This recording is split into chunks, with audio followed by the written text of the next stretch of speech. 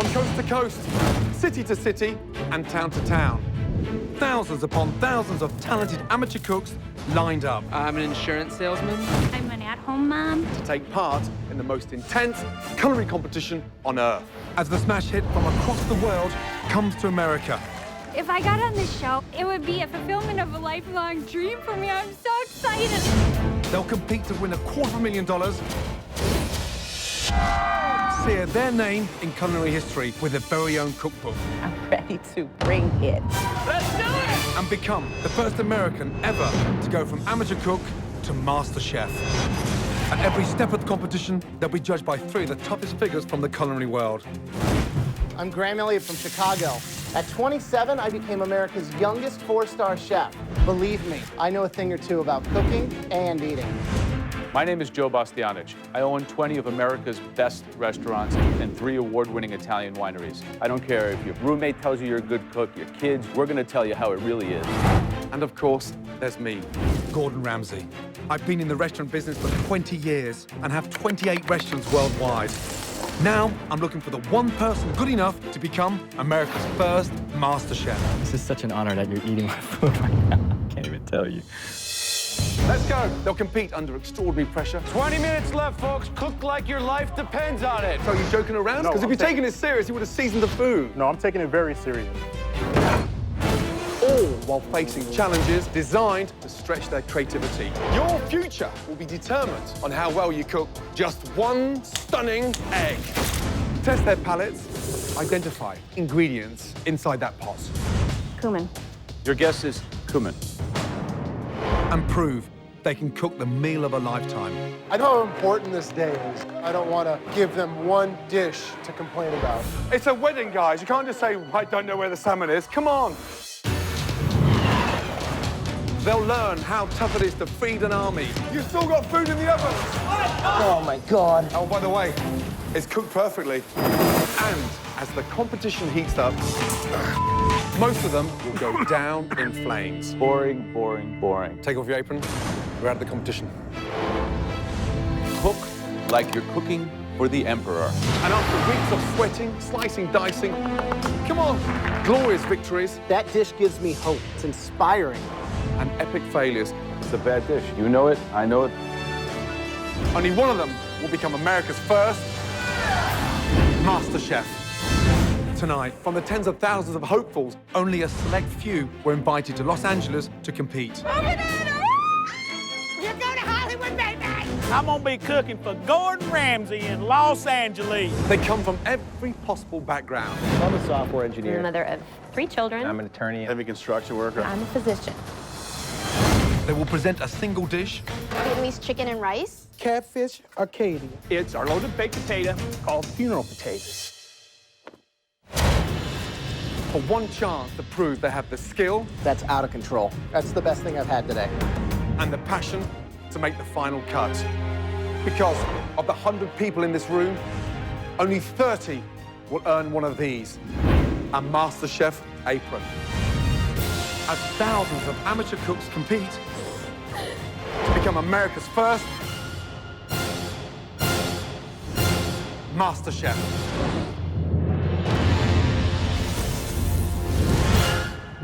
It's day one of the MasterChef competition. We've traveled across the country in search of America's greatest amateur cook. In this room are the people that made a big impression with their flair, passion, and potential. But just 30 of them will win an apron and stay in the competition. I'm gonna be America's first master chef because I believe in myself. People say there's people who cook to live and there's others who live to cook. And I live to cook. Yes. I want to say to the other people in the competition to bring it, because I am for real, and it is on like Donkey Kong, you know? I am definitely here to compete.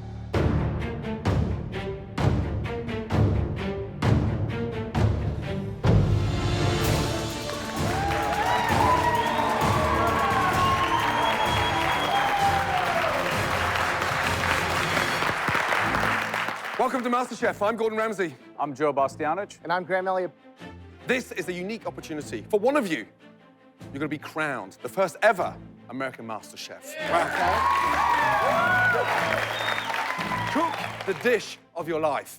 Show us why you're here. We've been doing this a lifetime. I've opened up some of the greatest Italian restaurants in this country. You have a unique opportunity to make the transition from home cook to master chef. If you absolutely commit and let that passion show, you guys will make it. The main goal today is to win one of these, the MasterChef apron. Getting this means that you're going to be moving forward. And the way that you do that is to make a dish that is delicious and amazing in 1 hour. Becoming America's first ever MasterChef comes with a unique prize. First of all, $250,000.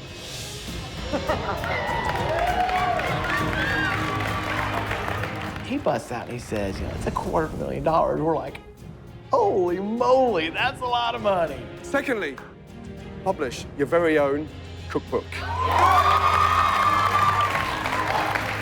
You've come a long way to get here, but this is where the rubber meets the road. I don't care if your roommate tells you you're a good cook, your kids, your moms, we're gonna tell you how it really is. Think of the best dish you've ever tasted in your entire lives. I'll guarantee you, I've tasted better. Make this count. As amateur chefs, there can only be one master chef. Good luck. If I was master chef, all I can say is, wow. Being able to get up every single day and know when you go to work that you're gonna love doing whatever it is you're doing that day. That's what life's all about. Our amateur cooks have just 1 hour in the prep kitchen to cook the dish of a lifetime. Woo, hot up here. They'll be judged on taste and presentation. Our first contestant, Chris, is in high spirits thanks to his signature ingredient, beer. I'm cooking for beer cheese soup for you. Yes, I said beer cheese soup. It's gonna be so good. Ooh. Cheese and beer pair so well together that it's a gimme. Will it be the secret to success, or will he be the first to have his dreams smashed? Good afternoon, Chef. How are you? Hi. First name is? Chris. Chris, from where? I'm originally from Houston, Texas. What are you cooking for us? I brought beer cheese soup. Beer cheese soup. I put a lot of beer in my foods. I love to cook with beer. I saute shallots, green onions, garlic, and celery, flour and butter. Then beer. Then beer, add some cream, and then add the grated cheese, let it just melt right in, and boom. What's your fascination with beer? Everything sounds like it's doused in beer. I love craft beer. I really do. There are some really amazing chefs that are cooking with beer. I mean, cooking with wine, everybody knows people do that. It's common. Everybody does it. Cooking with beer, it's like, I don't know. It sounds kind of funny. I don't know about that. It might work. Let's taste it. We'll see what it is. But I mean, I am not opposed to using a good beer to make a good soup.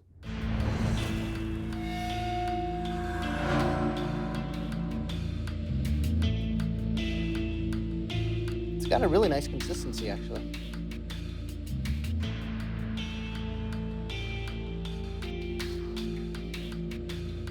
This is what it's supposed to look like? Yes, sir.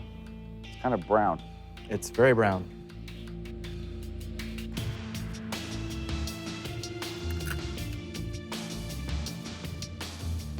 Thank you.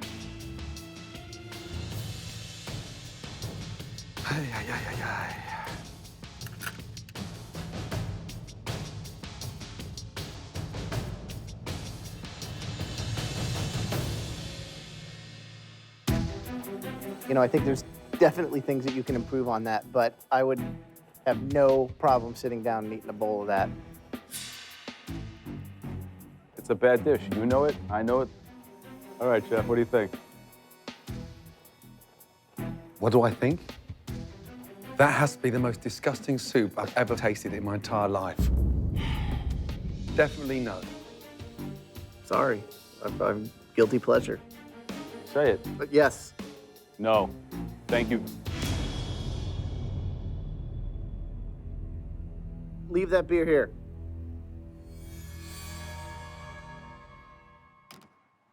Are you crazy?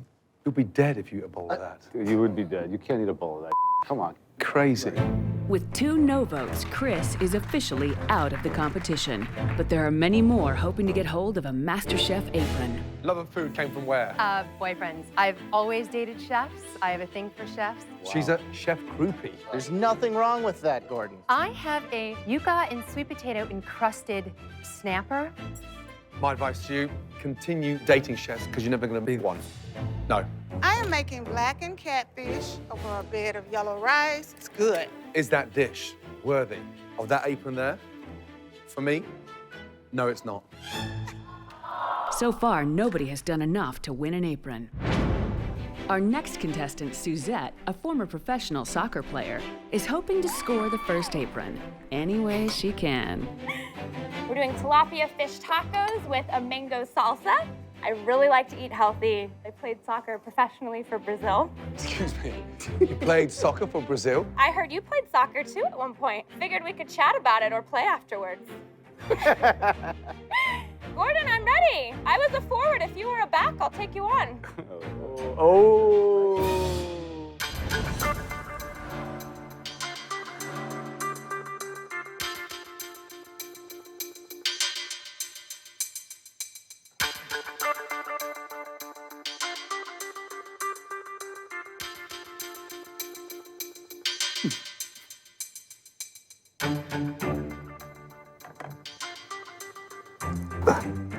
Can you tell me how to improve on it, please?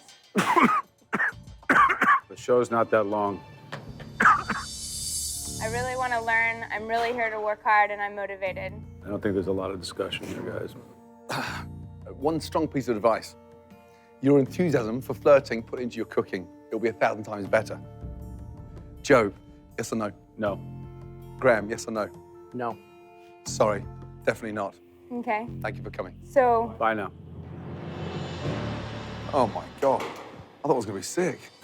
This is ridiculous. I mean, everything's just mediocre, bland, and no one's seizing anything. Yeah. Boring, boring, boring. We need to raise the action. Big time. Crazy. From the thousands who auditioned, only the top home cooks were invited here to battle for the title of MasterChef. I'm done. We need to raise the action. Big time. But so far, not a single person has been given a MasterChef apron and a place in the next stage of the competition. Right, sit down, please. Unfortunately, this is not good news. So far, this has been a disappointment, and I'm getting somewhat upset. You walk through those doors, then blow us away. I want to see you perfect that dish. Got it? Yes, sir.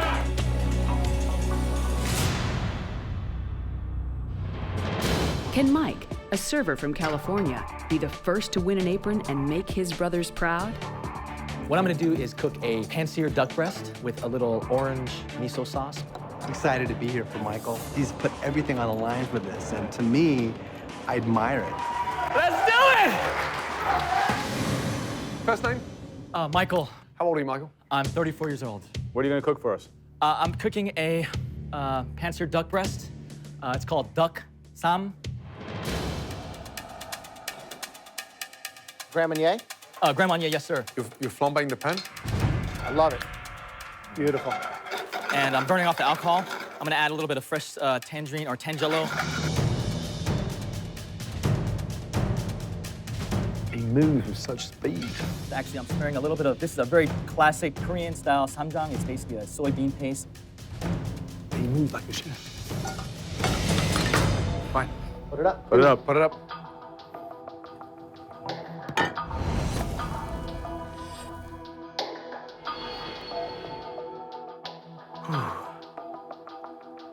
This is such an honor that you're eating my food right now. I can't even tell you.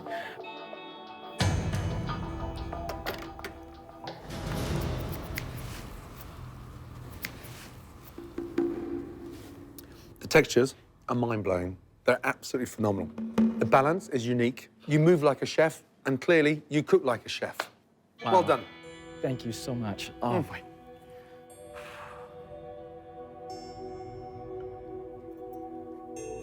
That is like sex in your mouth in the best possible way. The acidity, the brightness, the spice, the miso actually really works. The food is phenomenal. I'm gonna do this the way it should be done, right?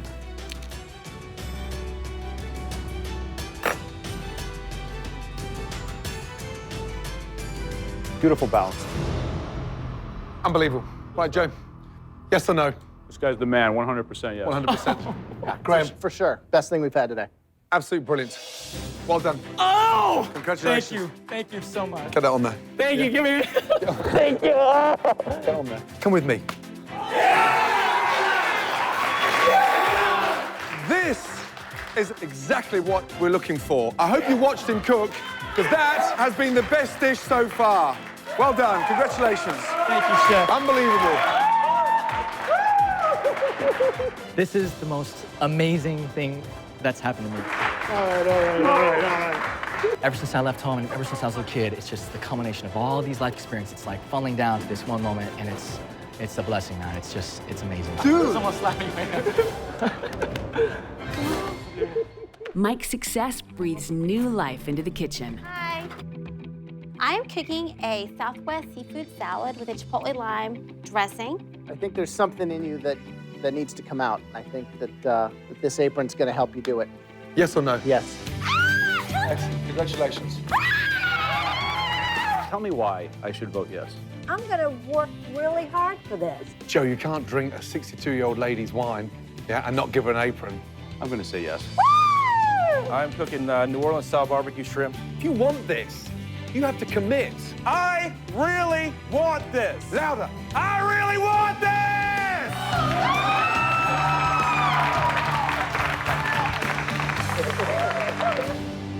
After a run of success, the pressure was now on Tracy, a doctor from Atlanta, who hopes her mother's recipes can help her start a new chapter in her own life. My name is Tracy Naylor. I have a 4-year-old son. Hey, bud! What'd you get? Huh? My mom is the biggest inspiration for my cooking. She's the person who taught me when I was very young to have an appreciation for food. About a year before she died, I asked my mother to write down the family recipes. That cookbook for me is probably one of my most cherished items. My mother and I are very much alike. Don't have any formal training, just know how to cook. My puppy right there. Came all the way from Buffalo, New York to see me do this. One taste.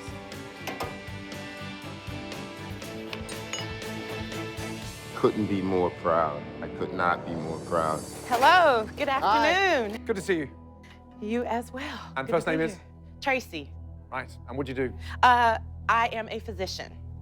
Where did the love of food come from? Well, my mom is the person who taught me everything really that I know about food. Actually, in about 4 days, it's going to be the anniversary of her death. Sorry. Excuse me. Sorry to hear. Please, Excuse take me. your time. She died about 3 years ago, very suddenly, I'm sorry. and we were very close. And actually, I brought with me today, just for inspiration, her cookbook. Little did I know that that would be, you know, sort of the last remnants of our family recipes. After she died, what happened was I just started cooking because I just wanted to taste her food. And I just started just to cook and try to create those tastes and those flavors, you know? What do you think your mum would say to you now, presenting this dish in front of the three of us? She would be beaming. She would be busting at the seams. She loved to talk about her daughter, the doctor, and I think she would be equally proud to talk about her daughter, the MasterChef. Okay, y'all eat up. All right. Thank you.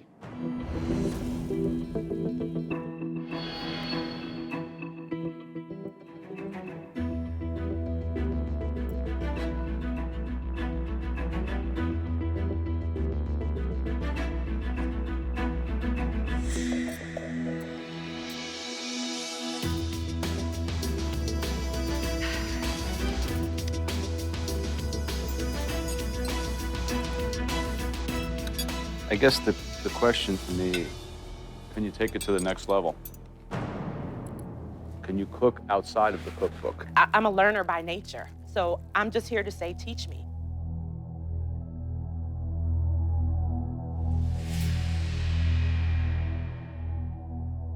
Aprons are earned.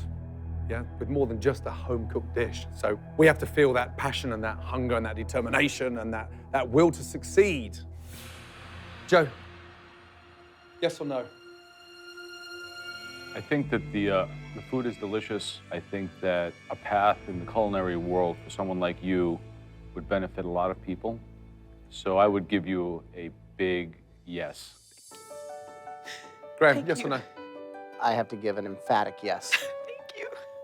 You're the one reason why MasterChef, yeah, was launched. Searching for individuals like you across America that are so passionate, amateur chefs that can cook really good. What I want to see now is the journey.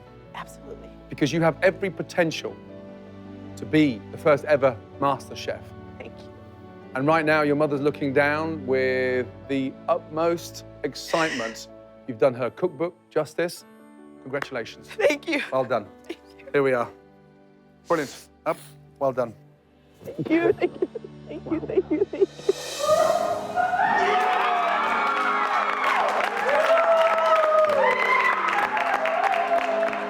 They loved it. You know, they loved it. I'm just overwhelmed. Having this MasterChef apron, it keeps my mom's spirit alive.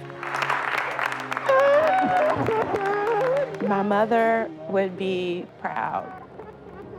They better watch out for me. I'm ready to bring it.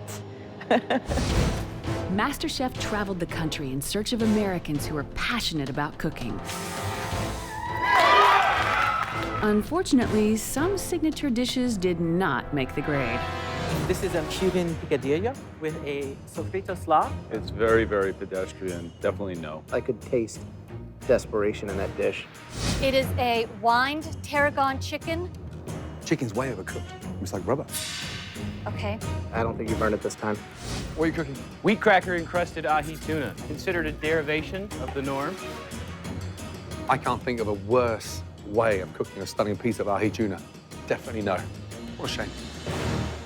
Our next contestant, David Miller from Boston, has no problems talking the talk. Today I'm making my signature dish, New England style bouillabaisse.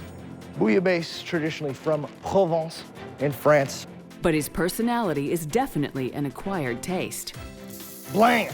Yes! As I hit myself in the face with a towel. I know you want some. I'm confident as hell. Are you kidding? You want to try it? It's right there. Please do. There goes. There goes. The question is, can the judges stomach David and his dish? Gentlemen. How are you? Could be a lot worse, thank you. Could be a lot worse. That sounds positive. Now, first name is? Could be a lot worse. Dave. Dave, from where? I'm from Boston, Massachusetts, sir. Boston, Massachusetts. Are you acting or are you trying to be normal? I'm like this all the time. Wow. All the time. What do you do for a living? I'm a software engineer.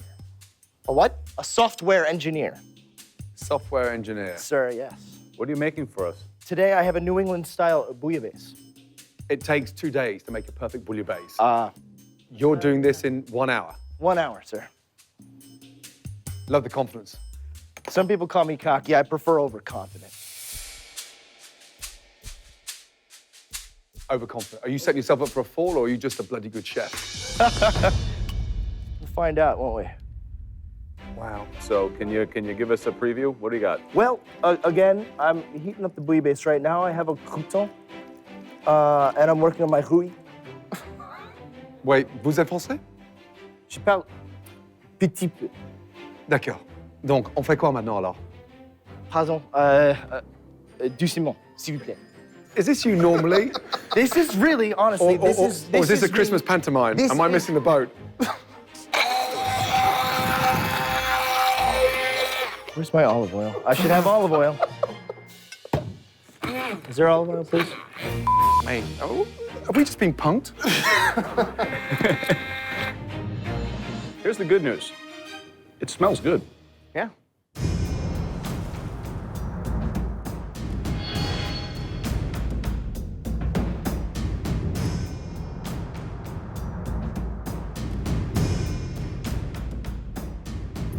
There's one fundamental mistake with this dish. That is definitely not a bouillabaisse. Let's get that right.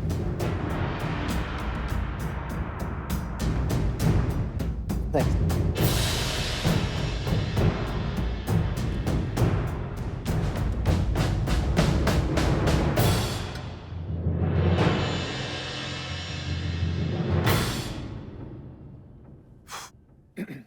me ask you one critical question. Why did you come on MasterChef? I put my heart and soul into food. I'm stuck behind a desk all day, and I'm good at it, but I don't love it. I love this.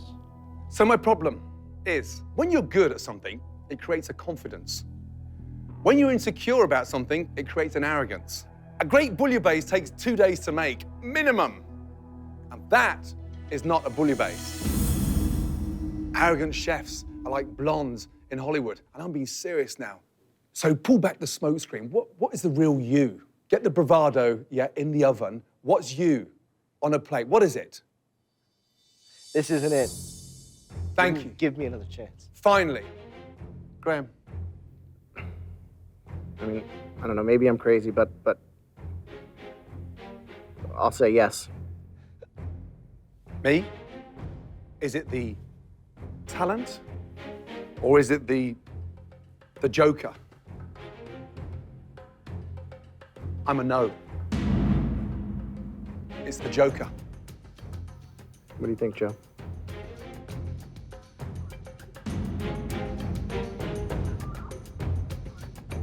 Yes or no? I don't know, maybe I'm crazy, but I'll say yes. Me? I'm a no. What do you think, Joe?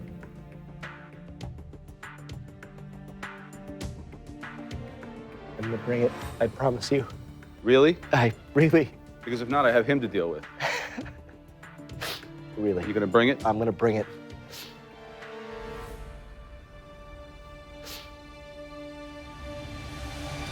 You got it, man. Do me a favor. Come here. Thank you.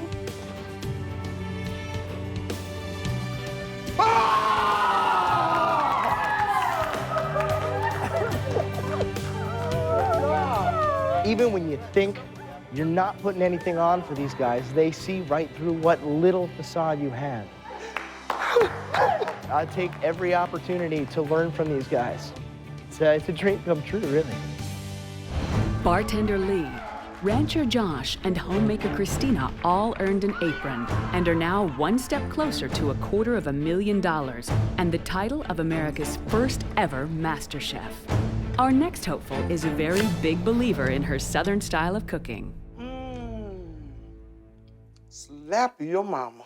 Hello, my name is Avis. I'm from Vacherie, Louisiana. Sometimes imitated, but never duplicated. Which one we want to do today? I'm presently volunteering with those that are homebound, elderly, sick, and shut-in. My cooking style is the Cajun cuisine, the New Orleans style. Once we put it all together, oh my God, make your tongue slap your brain out. Gordon Ramsay is the in-your-face crazy chef. Either you love him or you hate him. You can't but do anything but have respect for him. I love him already. I'm looking forward to trading this in for one of what you have out there for me. I'm excited about it. I'm serving for you today catfish Arcadia. And it is over angel hair pasta. Seasoning with all types of seasoning. Cut it up, make your tongue slap your brain out. I kid you not. I love to cook. And I love it most when people enjoy my cooking. I pray that this is pleasing to your palates.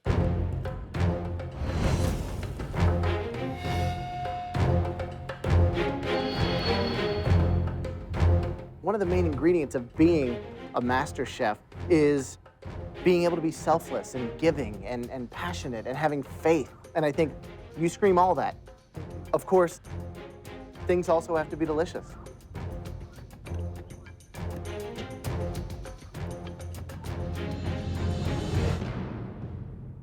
I think that the pasta's a little heavy. I think that there's definitely room for improvement on that. Okay. But I'm very excited with what I've seen here.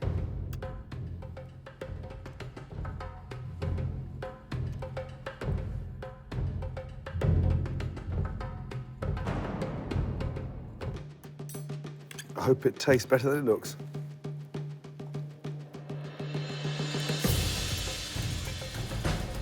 I'm concerned about the presentation. How do we get you putting things on a plate with a little bit more finesse? Pasta, way overcooked. Catfish, cooked perfectly. But the crispiness on the catfish, you know, I think it's the catfish itself is moist. The crust on the outside, the exterior is really delicious. And the pasta's the weak link. It's a big weak link. My vote's yes. Okay, Joe, yes or no? Definitely no. Sorry. Please, come over.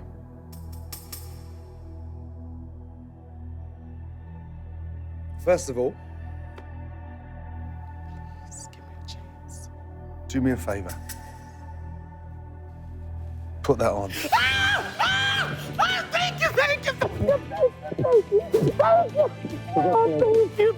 Congratulations. Well done. Oh, oh my God. I felt like you just crushed me.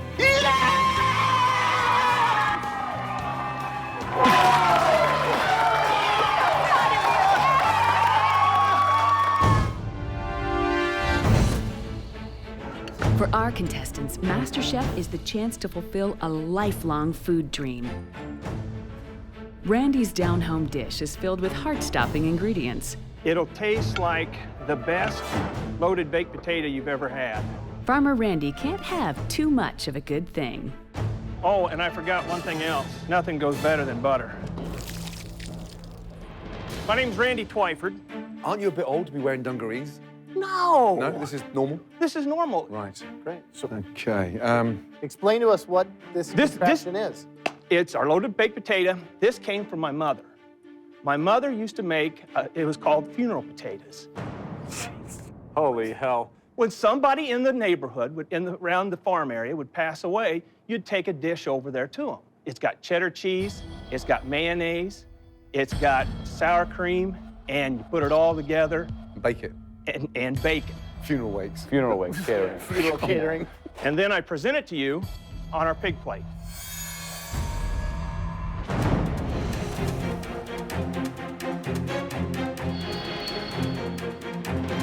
Gentlemen. Okay.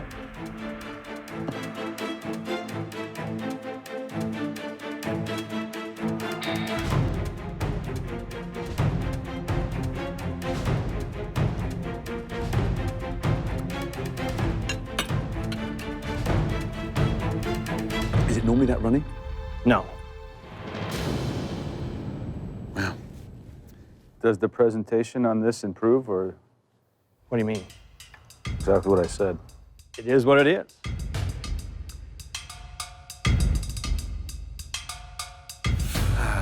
It's dated. Okay. As a nation, we've moved forward 100 years. It's definitely caveman food. Joe. Resounding no, I'm sorry. Graham. Absolutely not. So sorry.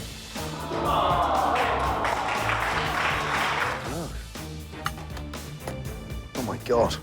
He's out to hurt people with he's that a dish. walking disaster, a culinary heart attack. I weep for the future. I'm crying on the inside. He's from a farm, right? So it looks like cow dung topped with cheese. There we go. With almost half our aprons gone, the mood in the prep kitchen is tense. But not for everyone. Let's get some dancing up here. None of y'all dance? Y'all act like y'all like clubs and dancing and all that? For Farooq, MasterChef is a chance to finally pursue a dream he put on the back burner for the sake of his young family. I mean, I ain't even playing with it no more. Just go ahead and do what you do, baby. And then I got this bacon here. It's gonna mix in this with this crumb topping. He has put things aside. You do with a family. You wanted to go to school for it, and we just couldn't. Just when you have a family, and this is what he wants to do. This is his dream. Daddy making macaroni cheese.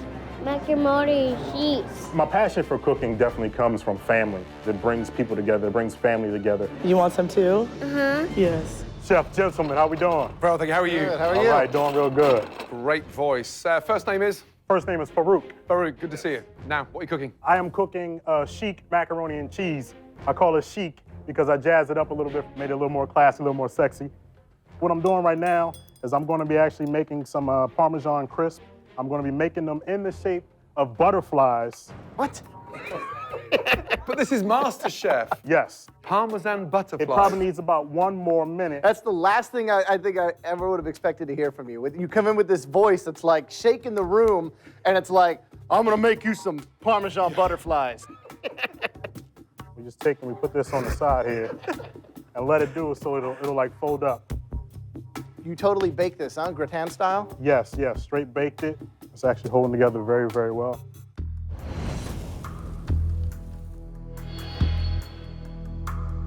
All right, let's taste it.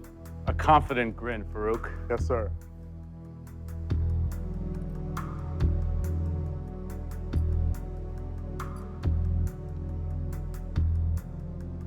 Nice browning, beautiful, even, all the way across. That shows attention to detail, shows technique.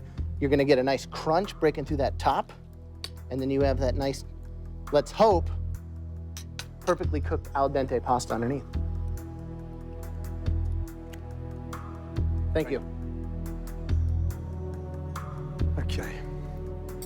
Here's the issue I have with this dish before I even start tasting it. It has to be perfect, doing something so simple. Mac and cheese, one of the most commonly known dishes anywhere in the States. So if you're gonna do it, make sure it's the best.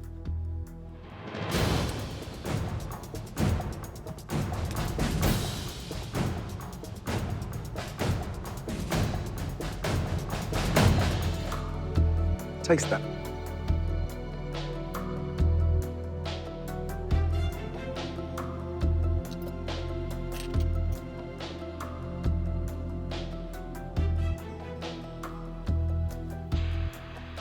What does it need?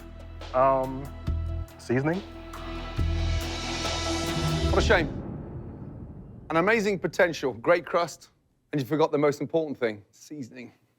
So are you joking around or are you taking it serious? No, Because if I'm you're taking it serious, you would have seasoned the food. No, I'm taking it very serious. Who are you with today? I'm with my wife and my son. Get them in here. Yes. Yes, chef.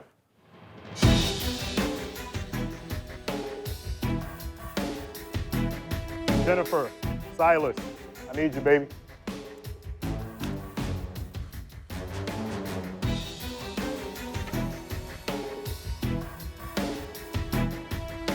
Hi. Chef, Good to see you. My family. Silas, Jennifer. Jennifer, nice to see you. Silas, dude. Silas, what's up? How cool are you?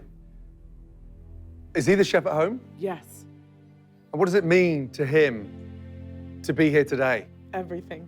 He's made a lot of sacrifices to be a husband, to be a father, to be there for us. And I've been doing things for me, and he's put his own dreams aside. And You have the balls to do a mac and cheese. The topping's delicious, fantastic. And then you forget the most important thing, standing in front of you. Just a little bit goes a long way, small amounts. As you taste your food, you look at salt as a magnifying glass. You apply it to something and it makes it taste that much more like that ingredient. Okay, time to vote. I want to like this as a mac and cheese, and I think that you, maybe to your own detriment, have put this in, at least for me, in the category of a baked pasta. And as a baked pasta, I'm gonna have to say no. While the dish was missing the seasoning, the salt and pepper, there was one key ingredient that I did taste in it that came through: love. And I think sometimes more than seasoning, people forget to put that into their cooking. I'm gonna give you a yes. I'm at that T-junction. I'm stuck between a rock and a hard place. You don't need butterflies. You don't need bushes of parsley.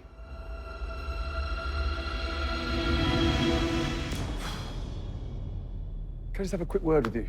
Yeah. Please, come over. Okay. Do me a favor. You pick that salt mill up. And dude, give that to your dad, please.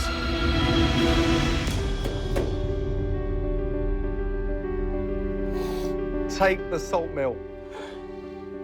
Use it. A small amount goes a long way. Well done. Yes, chef. Thank you, chef. Congratulations. Take the salt mill. Take it with me. Thank you. All right. Well done. Thank you very much. Bye, Jonathan. I was so overcome Just them accepting me and giving me that opportunity to grow and get better is what I was overcome with. I really think that, he's going to learn from that. I think that was something that he's going to take with him forever. Chef Farooq, to me, seems like a fairy tale. Once Upon a Time starts right now. With over half our aprons gone, the heat is on for those contestants still left to face our MasterChef judges. As the search for America's greatest amateur cook continues. Next on MasterChef, the final auditions, as more amateur cooks from across the country battle it out. You've got 2 hours to get home and cook something authentic. Get out of here. Let's go. We got 2 hours. Obstacles will be overcome. I was born with a very rare birth defect where I only have 3 fingers on each hand. It's difficult because you got 3 fingers. How do you manage? For me, I have cooking. Hopes dashed. Maybe I made the wrong call. If you've got any balls, you'd go out there and give her an apron. She does not deserve to go home. And for some, dreams will become a reality. I've been waiting for this all my life. Come here. I will vouch for him. Joe, I will make this guy better. As the search continues for America's first ever MasterChef.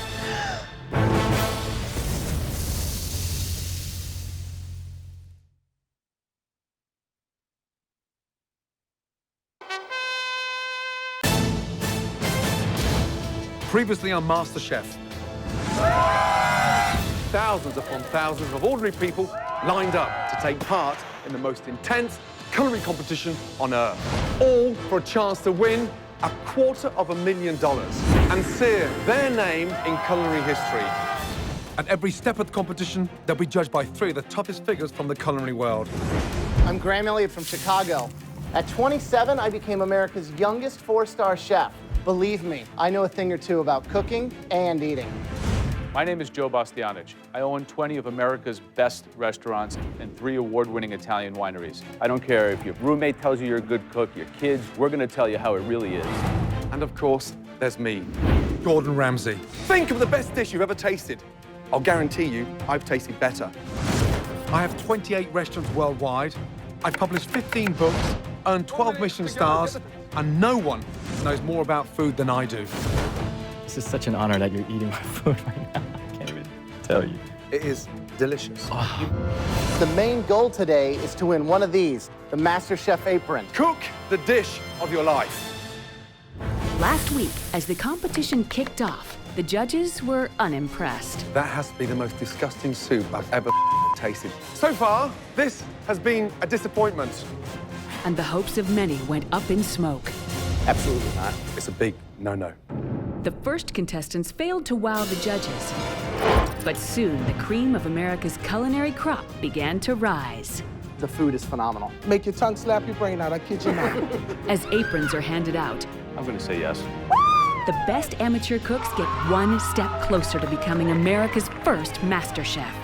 Best dish so far. I really want this! Give that to your dad, please. Once Upon a Time starts right now.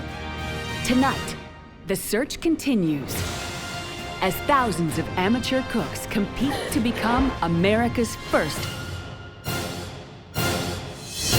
MasterChef.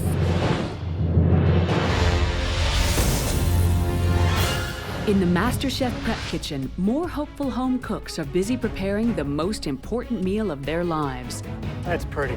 They need to impress our 3 judges to earn an apron Excellent. Congratulations. and move on to the next round. With just 1 hour to prepare, our cooks have to put their passion on a plate. I'm just a country boy who likes to cook.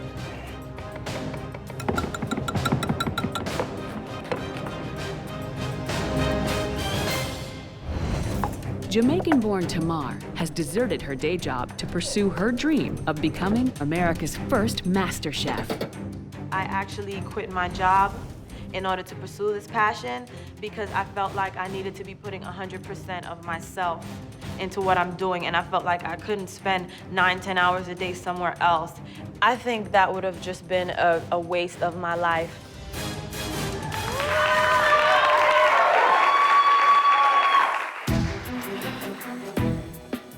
How are you? I'm very good. I Nice to hope see you you. like lobster. We love lobster. Now, first name is?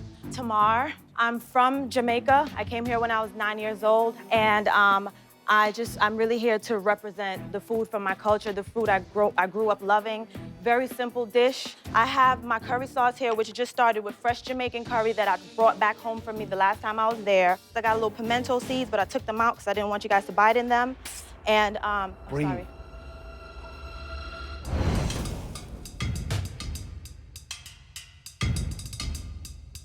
So where's the lobster meat? You've got the claw on there, right? Doesn't look appetizing, does it?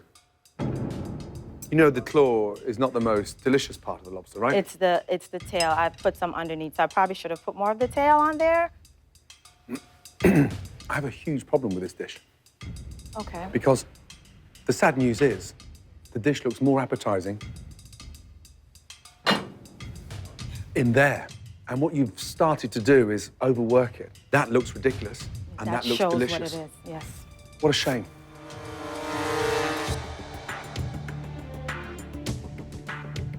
The flavors in the curry are delicious. Thank you. So you got that going for you. Thank you.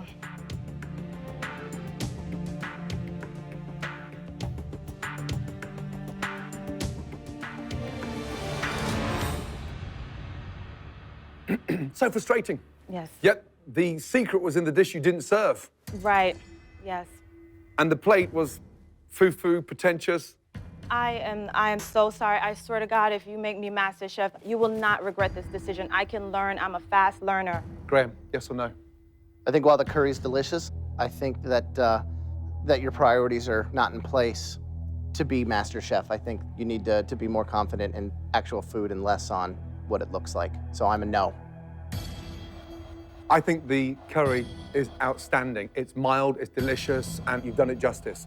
Definitely yes. Thank you. Please, Joe, it's up to you. please, Joe, I just... Sell it to him. Give me another chance. This is not the best of Tamar. And I just really want that chance, please. Please. No, it's not MasterChef. Okay. Sorry. Thank you. I think we made a mistake. I think we've made our first genuine mistake.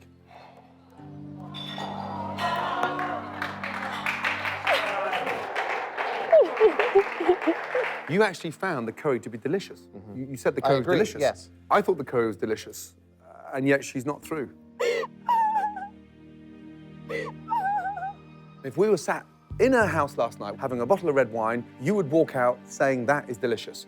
Let me try it again. Please. I think that the dish is still, she missed on a lot of levels. It's one-dimensional, and it's a good home-cooked dish. This is MasterChef. Yeah, it's delicious. When the youngest ever four-star chef in America turns around to me and says, that's delicious, you have to see it from a domestic amateur chef's point of view, not in your restaurant. Maybe I made the wrong call. I mean, I think it's got a lot of potential. If you got any balls, you'd go out there and give her an apron.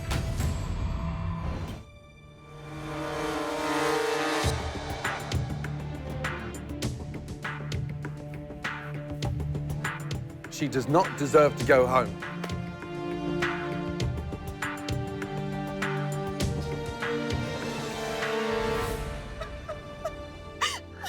Tamar, I was tasting the dish again, and I think that the flavors are really there. I think that you lost a lot of the focus, paying attention to things that aren't important.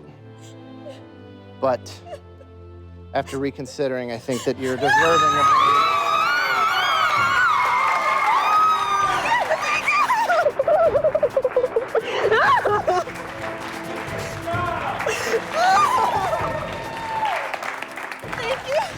Just really focus on those flavors and being true to yourself, okay? Thank you. Thank you.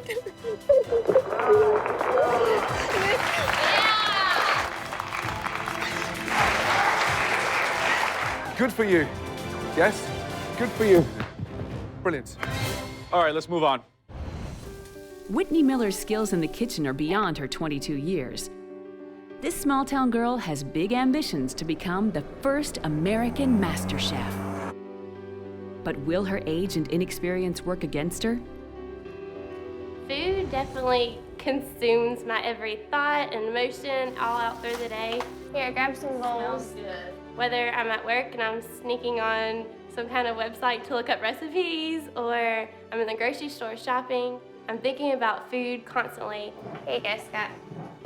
And I know that this is a passion of mine that I want to pursue for the rest of my life. I know when to bring the heat when I need to. Well, Whitney, she looks mild and meek and like, you know, just a little dainty, but she's got a competitive fire to her. When she sets her mind to it, she's ready to go, and I think she's going to do a great job, really do.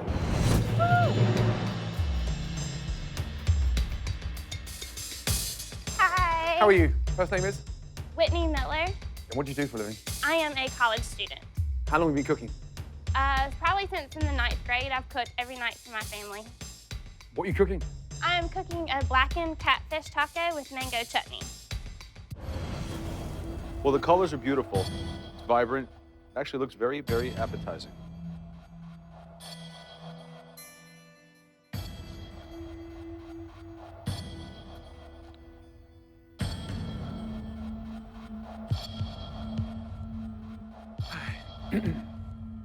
What other kind of things do you enjoy cooking?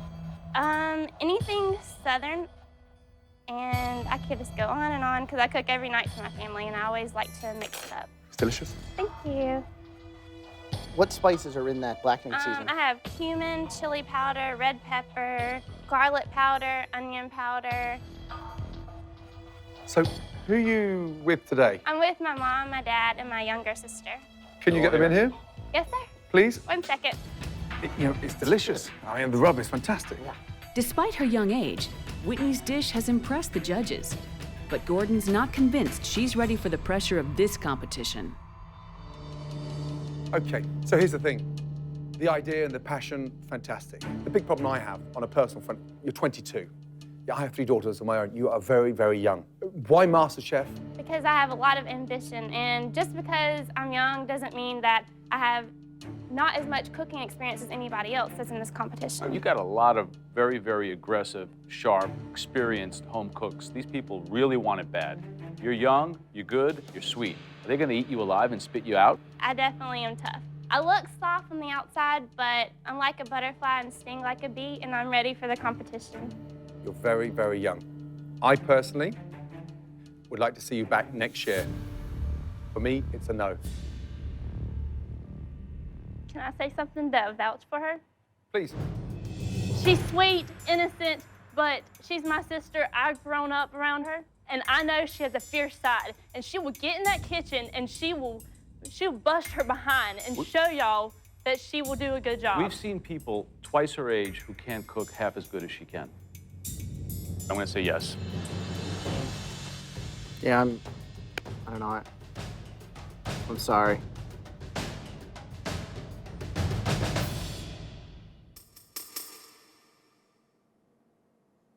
But I think you're gonna have to put school on hold for a bit.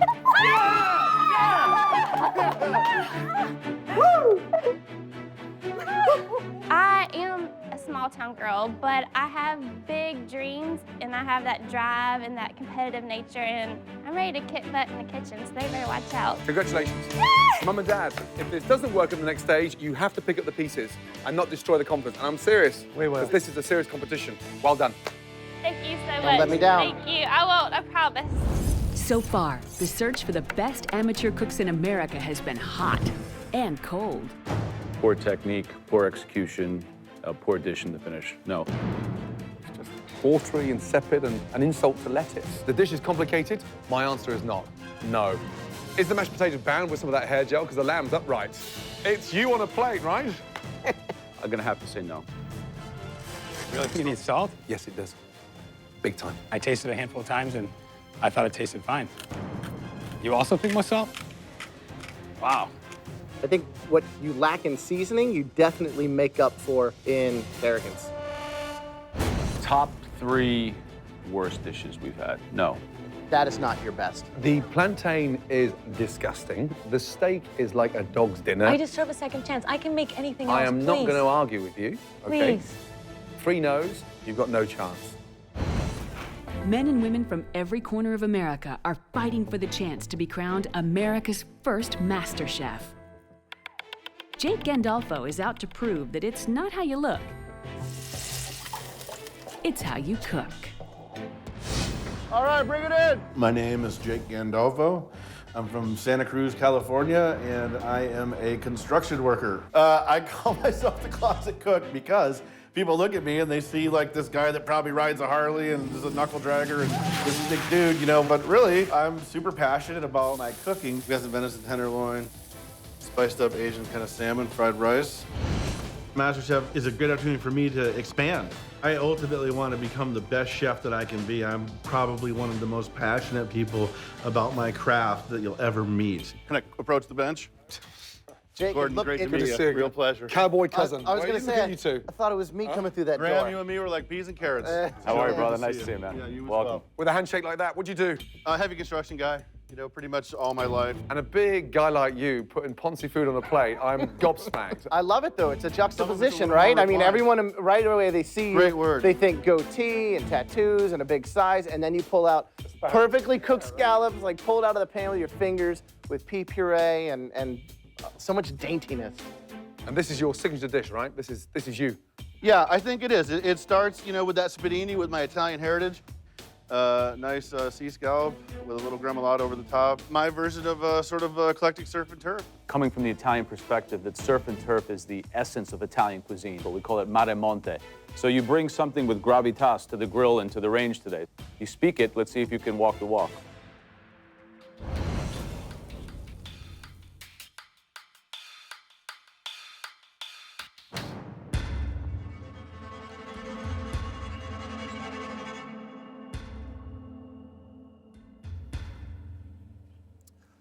Interesting. Thanks. Look at that. You took a scallion, Yes. you grilled it as well, Yes. and then tied the asparagus in a little bundle. Yes. This shows a lot of promise. Thank you. So, Thank but you. there are some big things that, you know, you can't overlook, like the seasoning and things like that. Sure, So, sure. just so you know. Absolutely. Any questions or anything you'd like me to answer? Or? No. Good. We take a lot of liberties with what should be classical Italian flavors with mixed results. Okay. I love the fact that instead of playing it safe and just doing like a big gigantic steak, like I expected him to do when he walked in that door, to keep it seasonal, to be using asparagus, to be using I'm sorry. peas and Surf things and like turf that. is about a good quality Yeah, it's cut not of a, it's beef. not a surf and A surf and really. turf is a filet mignon against a lobster tail. We've got great scallops and beef, garnish, overcooked rice, and pea puree. For me, no. I say yes. What do you think, Joe? You're not delivering the passion on the plate. It's contrived, and it's kind of quite frankly insulting to put together a plate like that we're To an going to try to wow us, Italian and then call it by Italian names without having the technique and Thank you. thoroughness to come through on it. Thank you very much. You present a dish from Italy to an Italian with some of the best Italian restaurants in America. You're setting yourself up for a big fall. I say yes. What do you think, Joe? Come here. Step around here. Come over here. Tell me why I should vote yes. Because I have the potential to grow and really expand and become a great chef in my heart of hearts. Are you dreaming or are you a realist? I get where you're coming from. I hear you. And for me, it's learning from your mistakes. The pressure hasn't even begun yet. Look at this guy. This is the point Look of at this entry. guy. Okay. I will vouch for him. I mean, Joe, I will make this guy better.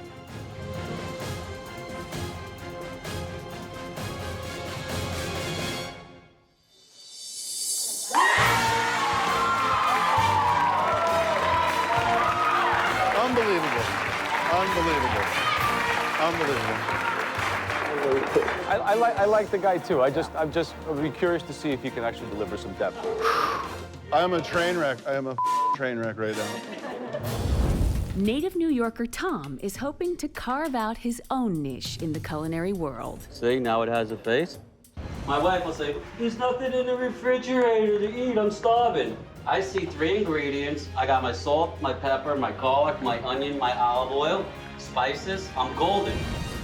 I'm gonna be America's first MasterChef because I'm always driven to the kitchen. I guess it's instinctual, I don't know. I'm ahead of the game right now. I'm getting an apron. Hey, guys. Hello. How you doing? What are you cooking? Pasta fagioli. So you know, with the pasta fagioli, you took on a classic. So pasta fagioli is the essence of Italy. It has to speak to us, and it has to deliver the message and the passion. Does this dish do that? I believe so, yes. What I do is I layer it. I start with the cannellini beans, with the garlic and the onions. Fresh beans? No, I use canned beans. To show my appreciation, to offer me this opportunity, I carve apples. What? Apple heads. Apple heads? Yeah. Never heard of that in my life. Apple heads? Yeah, I made you guys all one. This is yours. Oh, come on. Are you serious? That thing looks like me? Which one am I then? Am I the big So one? where's, where's Graham? Oh, no. Oh, no, I can't believe it. I'm the big round one with the big cheeks.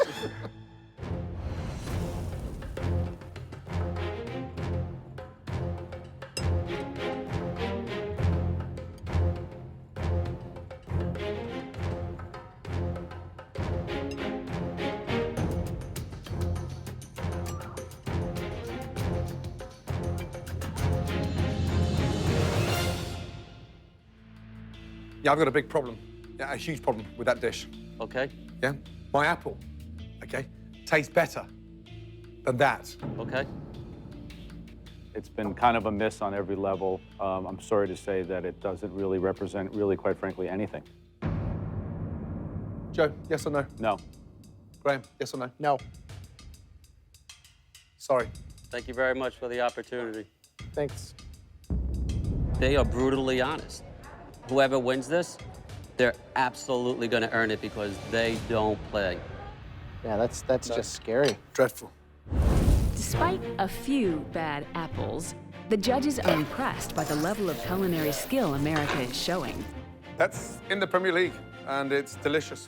Wow, they don't give it to you easy, man. They do not give it to you easy. You've got no idea how excited I am to taste this biryani. I've been waiting for this all my life. Come here. With only a few aprons up for grabs, there's certainly no shortage of talent in this search for America's first MasterChef. Wow, those spices come straight out. There's a lot of heat. Honestly, first mouthful, close my eyes, I'm in India. Delicious. That has to be one of the most ambitious dishes we've seen so far. Thank you. The lobster's cooked deliciously. I mean, really delicious. It's heart and soul, love and passion, and more importantly, it's just delicious. Really good. For a simple guy like me, who cooks simple food with a lot of heart, for those guys to like it that much, it's a true honor. It's a true honor. I am making a chicken Florentine salad with black garlic vinaigrette infused with pomegranate. Jennifer Thal is a busy mom who's hoping MasterChef is her opportunity for a new beginning. I live in Pewdy, Massachusetts, and I'm a mom. My typical day is filled with two crazy kids who I adore them, but they're both special needs. So it's high energy, plus a ton of cooking. You guys say, excuse me. Things went bad for us when a doctor told me that I was dying. And all I wanted to be was with my family, cooking dinner. Dinners brought us all together. Mommy makes the best squash, huh? Yeah. I later found out that I wasn't dying. They were wrong. Thankfully, they were wrong. That is pretty. I can do it all. I can plate things beautifully. I can cook things beautifully. You get all of the senses pleased with me. Hello. Hello. Hi. Nice to see you. Nice to see you. And first name is? Jennifer. And what's your day job? What do you do for a living? I'm a stay-at-home mom. I have two special needs boys. They're wonderful, wonderful children. And I have to cook very special dishes for them that are very healthy. Don't take this the wrong way, but do you really need one more responsibility? Yes. Right now in your life? This is something I want to do for my family. I really want to learn the best of what's out there and give back to everybody.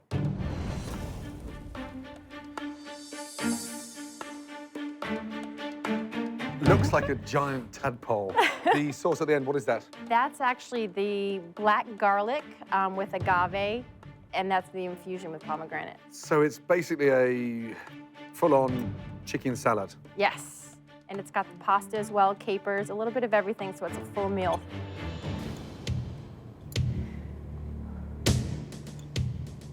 Chicken is soft, tender. It's a healthy way of cooking because it's incredibly delicate, but tastes phenomenal. Thank you. Is this something you make a lot? Absolutely.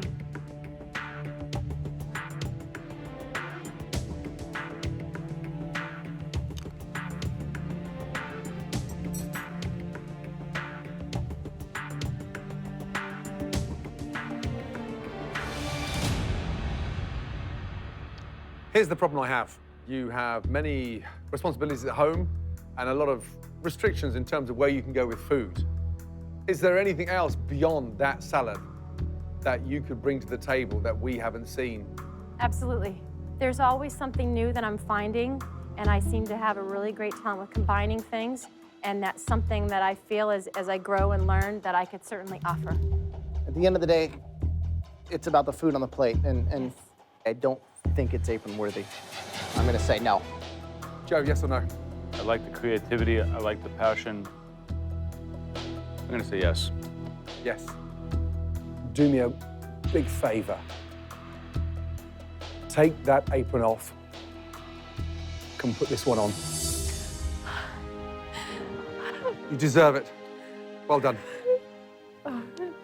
Well done. Oh my God! The way that she cooked the chicken was extraordinary. That was good.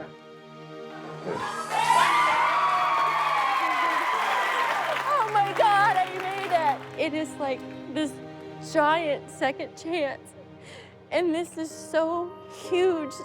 I'm so excited to be able to have this opportunity and to just have someone love what you do. It's wonderful. With just a few aprons left, the pressure is building for the remaining contestants.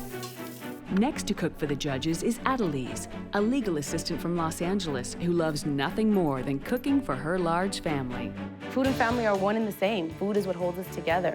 It's around food where most of our memories are created. What I would cook for my family, I would put the same food in front of the judges. One big thank you for Adelise for this wonderful meal. Thank you! You're welcome.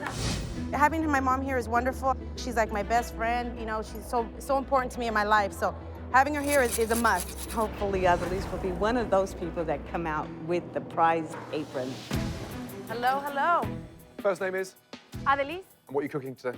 I'm cooking what is called relleno de tostones. It's a Puerto Rican dish. They are stuffed plantains with a picadillo mixture with ground beef, a tropical shrimp ceviche with shrimp, jalapenos, red onion, mango, with two sauces, red wine reduction and sun-dried tomato cream sauce.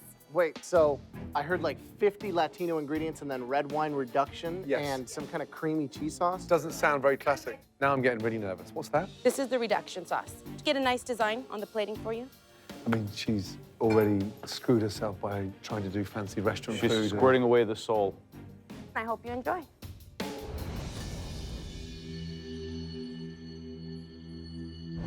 You just kind of grab them and eat them. They're, you know, all good to go.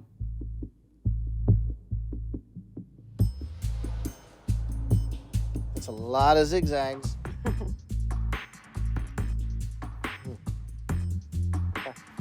Give me a little insight memories of food when you're growing up, Grandma. Describe the dishes. Talk to me. Burritos with chile, guacamole, papas. Of course, the handmade tortilla is #1, definitely. I can hear the passion, but I can't taste it. You're missing the most important part, the heart and soul of what you stand for. Okay. Who are you with today? I'm with my mom. Can you bring her in here? I definitely will. Yep, go and get her You want me now. to I'd get like her? to talk to her. Okay. It doesn't make sense. Nice to see you. Welcome. My pleasure. Thank you. I have a big problem with your daughter. How did you teach your daughter to cook? With this? This is for hair. Thank you. Thank you very much. Where do you live? I live in Whittier, California, about 15 miles out of downtown LA. Okay, so local. Yes. Do me one big favor. Okay. Okay. Get out of here, go home, raid the cupboard store, and cook to your strength. Bring back some passion and flavor, not design.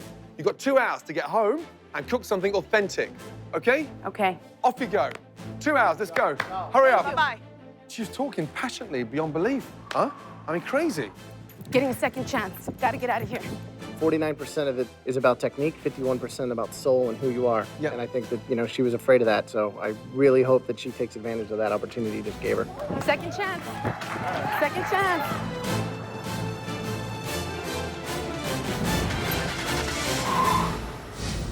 My fennel smells really good. That's a really good sign. Good produce. 26-year-old Sheena is desperate to leave her 9-to-5 existence for a future career in food. Her first job, to win an apron. First name is? My first name is Sheena. Sheena, welcome. What are you cooking? I have cooked some braised fennel as well as some spatzel. And what I'm gonna be doing in front of you guys is actually doing my pork tenderloin medallions. You're so foodie. You I'm sound like a chef. I am a huge foodie. This is the most important thing in my life.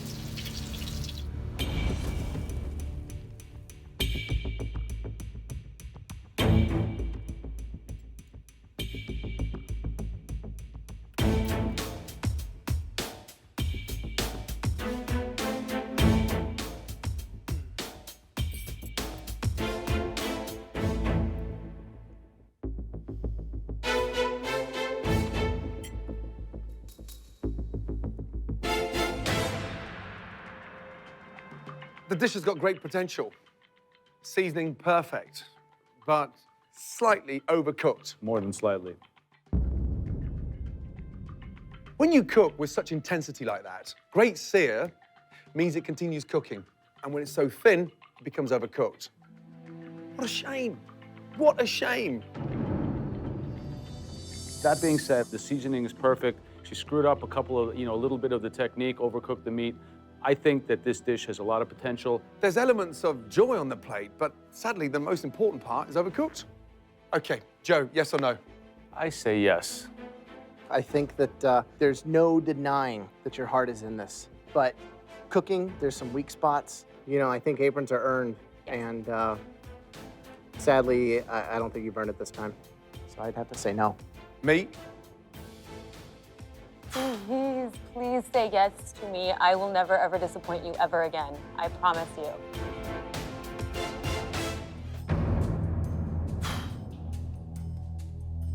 You talk like a chef. You're very passionate. But I'm still gonna say yes. Well done. Well done. Come here.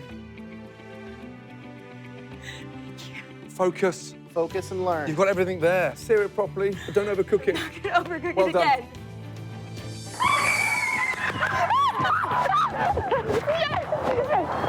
I am very shaky and very shocked, and that was really scary, but I did it. That's pretty. Next up is Daryl from Colorado. A home cook whose physical challenges have never held him back in the kitchen. I was born with a very rare birth defect called ectrodactyly, where I only have 3 fingers on each hand and 2 toes on each foot. As far as general everyday life goes, I really don't let it affect me much. My hands and toes have not stopped me from doing anything, so. I'm here to support Daryl. This is something that he has always did, was cook. I'm very, very proud of Daryl. Yeah, good to see you. Now, first name is? My name is Daryl Pierce. I like to say some people have beer, liquor, wine. For me, I have cooking. It drives me, it gets me up. It's difficult because you've got 3 fingers. Correct. How do you manage? I'm a no excuses kind of guy. Whatever I want to do, I firmly believe I can do it, and not just do it, but succeed. Good. How did you manage to cook those ribs in 1 hour? That was an adventure. I used a pressure cooker. Wow. For this competition, you went with a pressure cooker. It was confident, ballsy, and crazy. Crazy.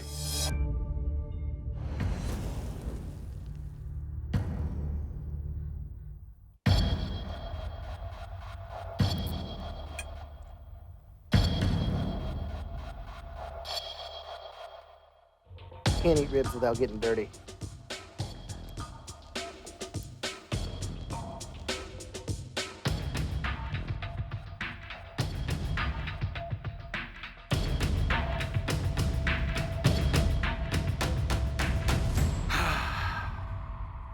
Apron or no apron, you're passionate about food, yet you produced a dish that's impossible to create in 60 minutes.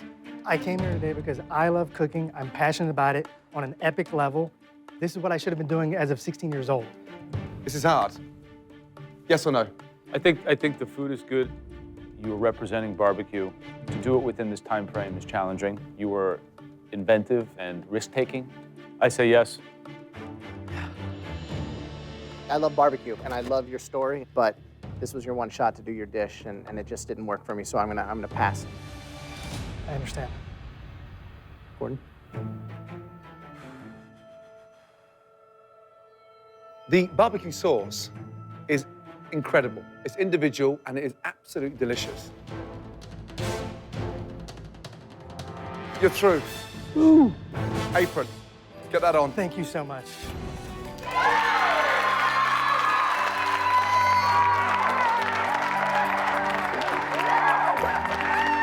I'm so happy. This is really for my grandmother and my mom. My mom is my inspiration for cooking, and she passed away a few years ago, and this would make her very proud. So she would be ridiculously proud right now. So it's really for my mom and my grandma. Earlier, Gordon saw passion in contestant Adelise, but not in her dish.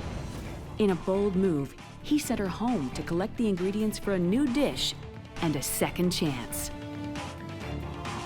That apron slipping through my fingers right now. It feels like I've fallen off a cliff. I'm hanging onto that apron right now, and I either can let go and fall, or I can grab it and get myself over that mountain. If she doesn't bring a dish that's true to her heart, the dream of becoming America's first MasterChef will be over. In that cabinet, there, is the flour, garlic. In these bags, I've got New Mexico green chiles from Hatch, New Mexico. My heritage is right directly in these chiles. This is what's gonna hold my dish together. Honey, just cook as if you were cooking for your family. I will. Okay. With just moments to spare, 26-year-old Adelise from California returns to face our judges a second time. The pressure is definitely on. I mean, I had the first opportunity around, and they gave me a second chance, so I definitely cannot screw this one up. Hello again, gentlemen. Yeah. What's up? Now, second time round, I'm hoping, okay, for greatness. That's what I'm hoping for, too. What is it you're cooking? I'm cooking chile rellenos. I'm glad that you send me home, because home is the only place that I can get Hatch green New Mexico chile in my freezer at this time of the year. Are you feeling confident about this dish? I definitely am feeling confident. I understood your messages loud and clear. First time round, you give us something pretentious without the authenticity. Definitely, and that's something that I have to understand, is that you're not expecting me to come in here knowing what you guys have already learned and gained the knowledge over all these years. I just gotta be me. True New Mexican chili, the way the flavor's unlike any other.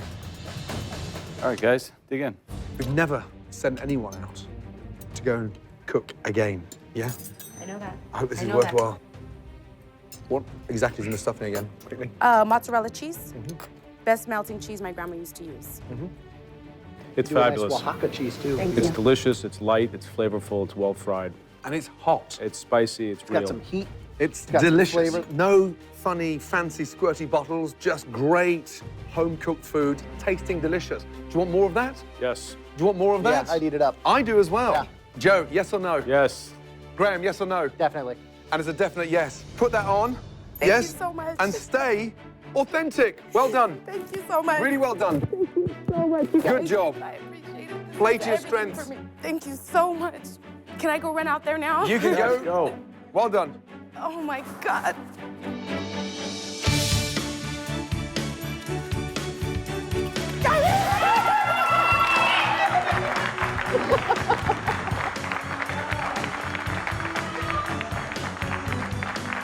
If I had a choice of walking in there and getting that apron the first time around, I wouldn't do it. I'd do it the same way I did it this time. Because it helped me learn something, helped me to see and understand what the purpose of it was. You gotta fall before you stand up and learn not to trip again. So it was definitely worth it, definitely worth it. This is my baby. Now, the ultimate kitchen battle begins. The judges have selected their top 30 contenders. one of them will walk away with $250,000, their own cookbook, and the title of America's first MasterChef. In this room is the one individual that can be crowned the first ever American MasterChef. The competition is only going to get harder. Make no mistake about that. Well done, and good luck. Good night. Good night.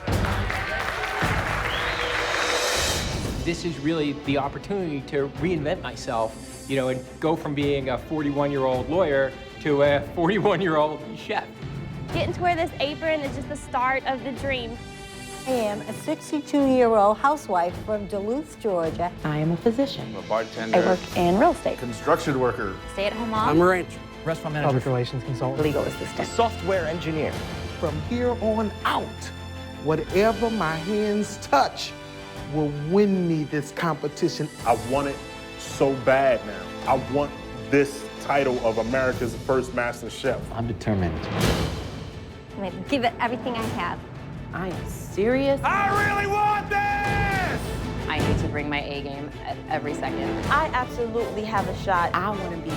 I will be. Absolutely, without a doubt. First. The first. America's first MasterChef.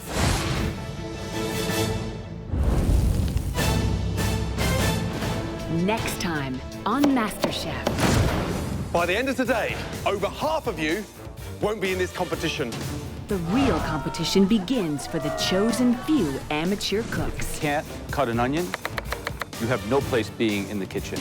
The heat is on as the contestants face their first two big challenges. The most important egg you've ever cooked in your entire lives. Who will make the cut? How bad is it? Do we need stitches? And who will fold under the pressure? Stop, stop, stop.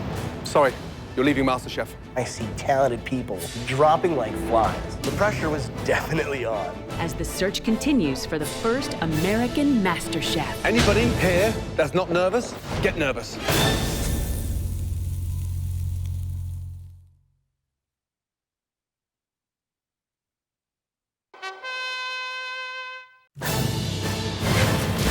Tonight on MasterChef. Across America, thousands of amateur cooks lined up for the opportunity of a lifetime. I'm a software engineer. I'm a mother of 3 children. I'm an attorney. Heavy construction worker. I'm a physician. Only a select few were invited to Los Angeles to cook for 3 of the toughest figures in the culinary world. I'm Graham Elliott from Chicago. At 27, I became America's youngest 4-star chef. My name is Joe Bastianich. I own 20 of America's best restaurants and 3 award-winning Italian wineries. And of course, there's me, Gordon Ramsay. I have 28 restaurants worldwide, earned 12 Michelin stars, and no one knows more about food than I do. Now the tryouts are over. Come on, guys, raise your game. The first person is now leaving. 30 finalists face their first head-to-head challenge. How bad is it? Do we need stitches? I need all 3 of you to untie your aprons.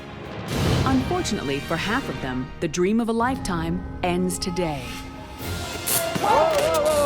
As they continue their quest to fulfill a lifelong dream, but only one will win $250,000, a cookbook deal, and become America's first MasterChef.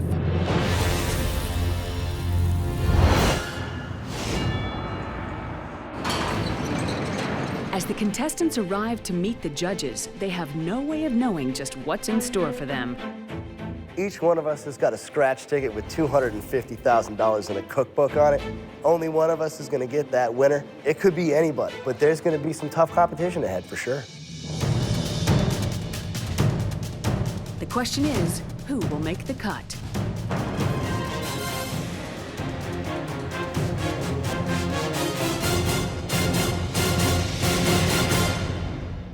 Welcome.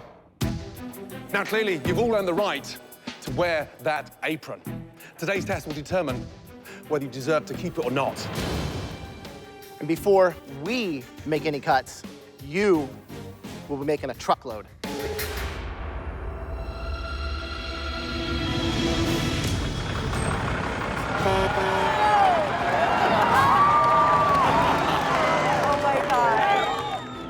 To progress in the competition, these contestants need to prove they have the basic culinary techniques necessary to become a master chef.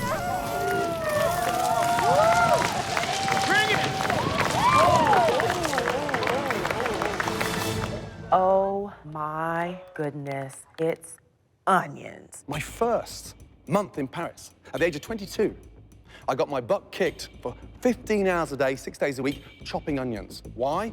Because I need to understand how to really, seriously master it. A humble onion. If you can't cut an onion, you have no place being in the kitchen. The root clearly holds the onion together. Take that off. Let the knife do the work. Transparent, nice and thin. When it gets too high, turn it down and make your life easier all the way to the end.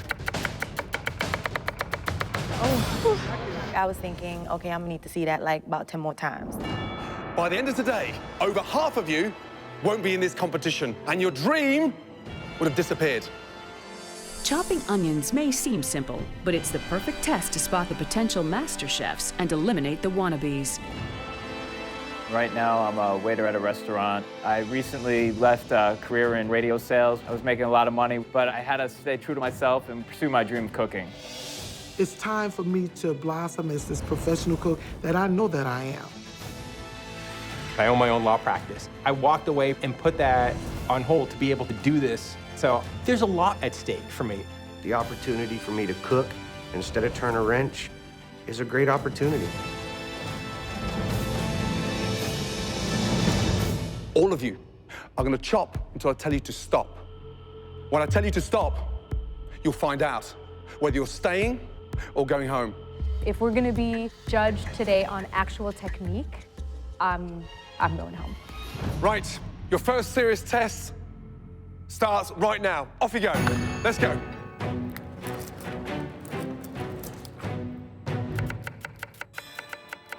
The judges are looking for perfectly consistent slicing and dicing with minimum waste of onion. Guys, the more evenly they're cut, the more evenly they cook.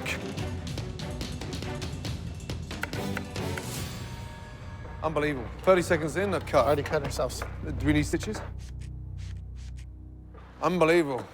Stop. You've cut yourself. Medic, please. Tension is running high. Less than a minute into the challenge, 4 people have already sliced their fingers. But the pressure is not letting up. Stop. Stop there.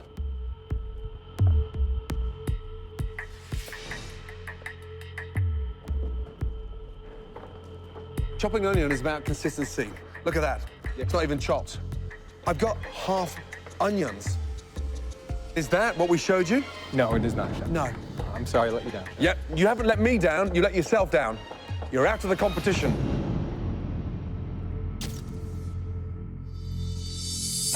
Come on, guys, raise your game. The first person is now leaving. I may look at the process of chopping onions slightly differently, but I will continue cooking, continue pursuing and learning how to become a better cook.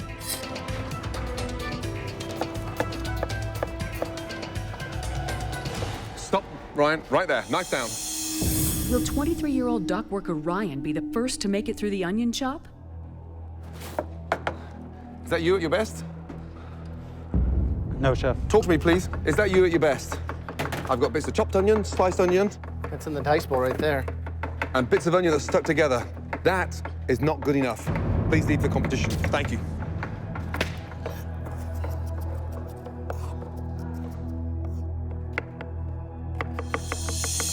Stop. Right there.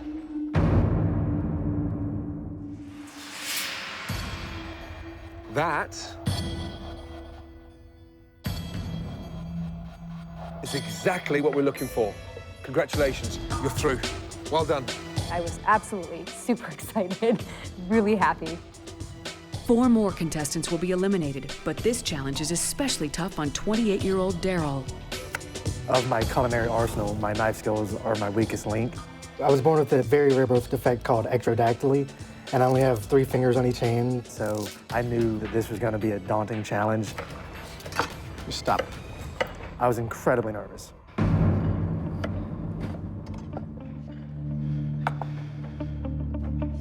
You've got a bowl here perfectly sliced, beautiful onions. The dice looks great. Incredible. And the fact that you're doing that with 3 fingers on each hand is mind-blowing to me. It's an inspiration. You're in. Thank you. Great job. Well done. Thank you Over so there. much. Good job. Woo! Unbelievable. Daryl is the second contestant to advance, Well done. You're through. followed by several more yeses. Congratulations. Congratulations. Well done. You're through. Good job. Get over there. Yeah, baby! If you need any form of inspiration, have a look behind you. Great. Congratulations. Yeah! You're through. Well done. Let's go. Up you go. Well done.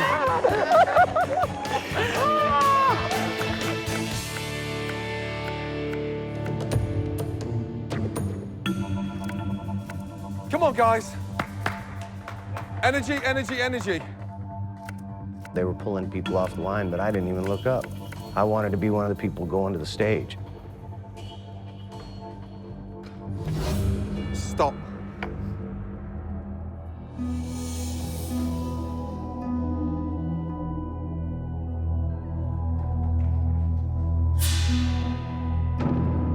Joe, unfortunately, it's a no. I'm very disappointed. I love to cook. Thanks for sharing your story with us. This was an opportunity to do something, you know, unreal. Joe's the third elimination. 3 more will be asked to hand over their aprons and leave MasterChef. Stop. I had crazy butterflies in my stomach, and I was just scared but ready. I had my game face on. That's the bowl of chopped onion. Is your sliced? Yes. You're going through. Congratulations. Well done. Off you go. Stop right there. How many times have you cut yourself? Roughly twice. Twice. Look. Chunks. Look, the skin is in there. Scott, not good enough. Sorry. It's sad. I was hoping to go the distance. For me, I just go right back into the kitchen and enjoy what I do. You can never take the love of food or cooking away. In fact, this only enhances it. Whew. You've been chopping onions now for nearly 90 minutes. Keep that stamina going, come on. And stop right there. You're through. Well done. In there.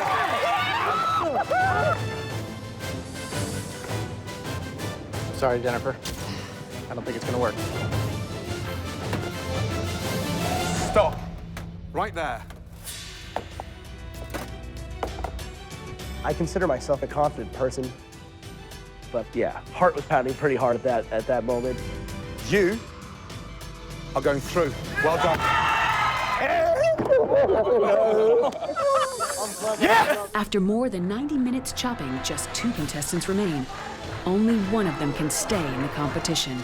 When it came down to just us, you know, I just had to have faith that no matter how many people was up behind me in the winning circle, there was still one spot left for me. I knew it was down to the wire. I knew it was just us left. I would win.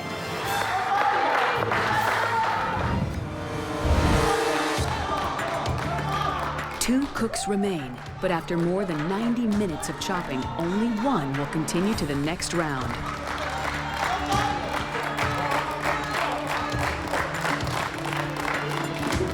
Both of you, stop.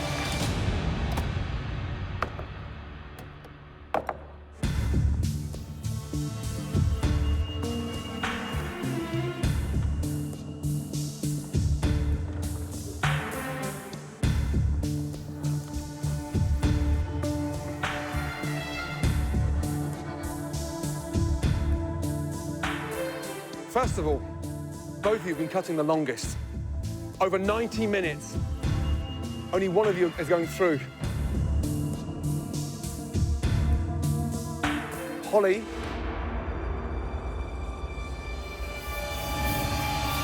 You're not. I'm so sorry. Congratulations. I love to cook. I'm very passionate about food and being creative with food.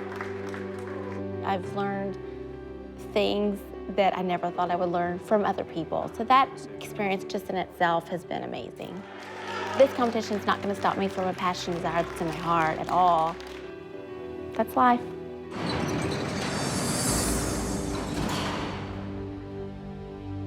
Right, let's go, guys. Quickly, let's go. All of you. The remaining 24 contestants get no time to rest. The judges move on to the next challenge where more will be eliminated. We know you can chop under pressure. What I want to see next is what you can cook under pressure.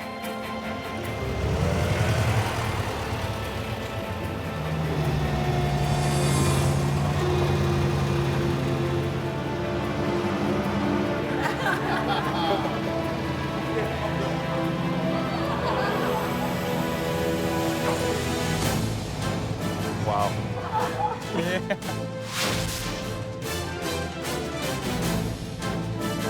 I do feel confident going into the egg challenge. I love eggs, and I cook with them all the time. Behind me, there are 20,000 eggs. But your future will be determined on how well you cook just one stunning single egg.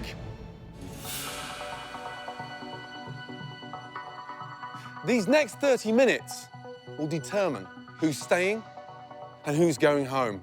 Anyone can cook a 3-minute egg. A master chef is defined by what they do with the other 27 minutes.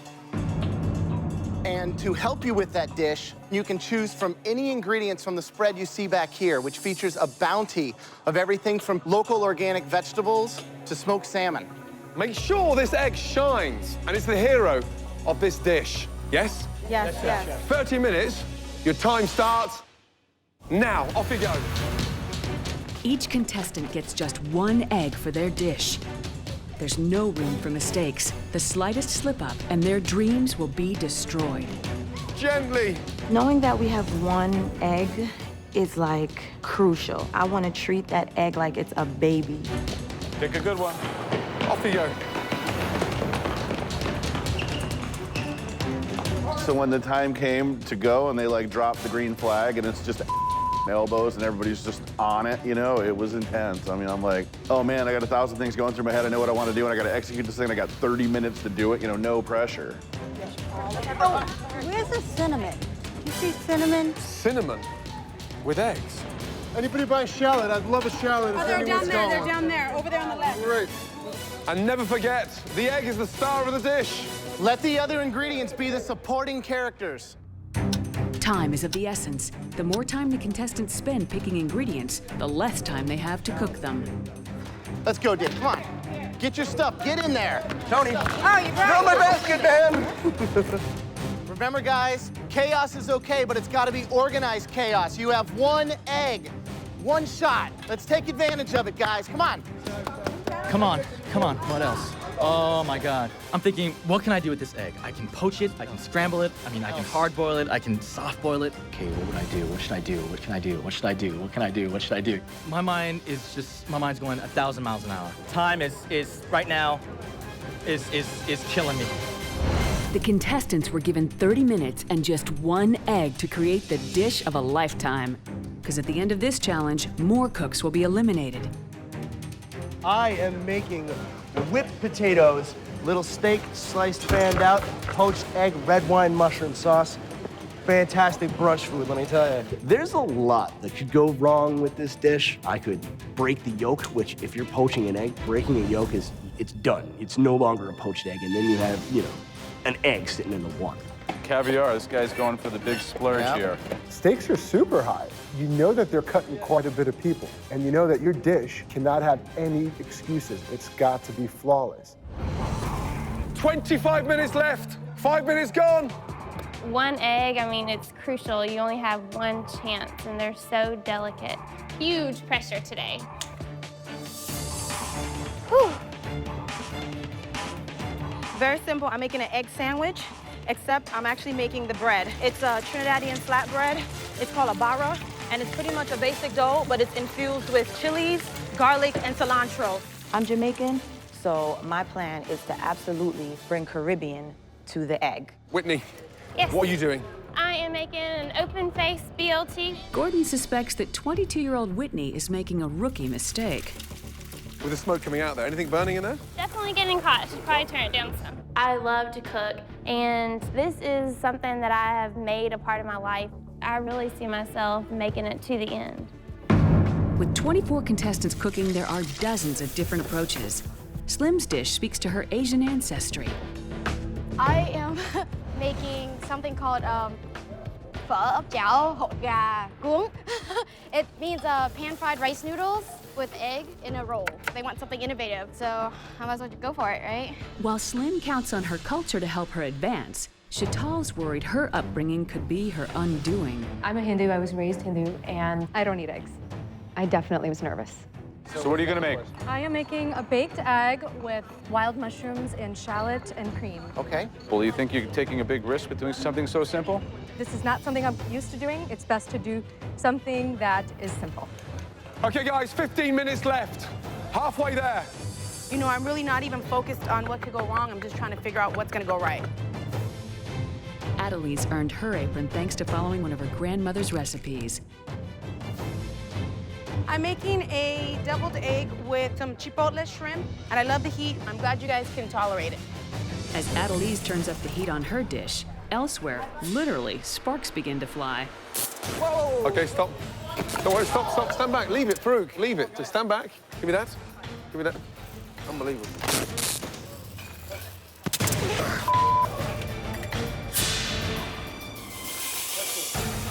It's fine. They say you can't stand the heat, get out the kitchen, but I ain't going nowhere. I'm staying right here. It's good to have a little sparks flying in the kitchen. Keeps you on your toes. What we really haven't seen is any kind of 3-star execution, any technique that you might have in a great restaurant in Paris or London or New York. Yeah, and no one's poaching the egg in red wine to take it up a different level. There's so many things to do there. You could easily do a beautiful Scotch egg, too. Yeah. Thinking outside the box, yet still staying true to the egg. The judges are expecting a very high standard. Now it's up to the contestants to deliver. Usually when I crack an egg, I just smack it and break it, and I don't think about the shell, but this time the shell is part of my presentation. So, here goes nothing. Yeah, so I see potatoes, steak, mushrooms. The only thing I don't see is the actual competition ingredients. The one thing I am absolutely clear on, and the one thing I know I can do, is poach an egg. 5 minutes left, everybody. Here's the moment of truth right here, dropping this egg in. And I think we're gonna be okay here. We'll find out. Everything was fine in the cooking process. I was right on clock until I got the egg in the oven, and I realized I picked a dish that was not oven-proof. And my worst nightmare would have been that dish just cracking in half. I panicked a little bit, and I ran to the back looking for a larger ramekin. Couldn't find one, and I knew that clock was ticking. Guys, you gotta get plated food up in 2 minutes. If you can't do that, I don't know if you're going forward. This is unbelievably nerve-wracking. 30 minutes, I was ambitious with this one, I'll tell you. Last minute, guys, come on. Make it count. The egg has to be the hero. The most important egg you've ever cooked in your entire lives. I didn't know if my plating dish would make it or if I would have a big runny mess at the bottom of my oven with no dish to present. 10, 9, 8, 7, 6, 5, 4, 3, 2, 1, and stop. Hands up.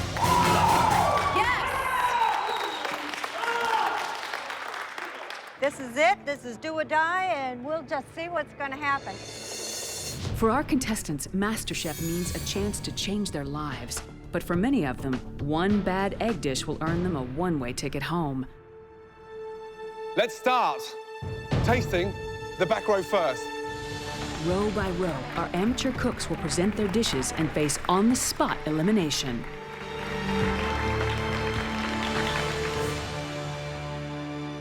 Whitney. The judges are looking for delicious creations following the simple rule that the egg must be the hero of the dish. Fresh, light, but just a salad. Okay, Max. It's a 1-egg tortilla español. What I did was make a cup out of the waxy potatoes and cooked it inside of the potato shell. Really nice flavors. I love the rustic approach, but I think the egg is kind of lost. Slim. This is phở ốc chảo hột gà cuốn. English? Translated, it is a pan-fried rice noodle with egg roll.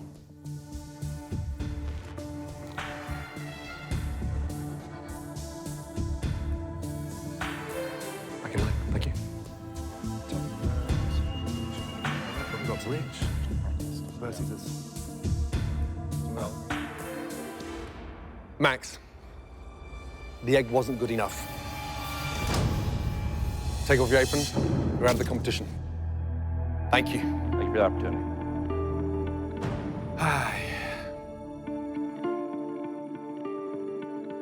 Okay, Slim, Whitney, one of you's in and one of you's out. A lot is on the line.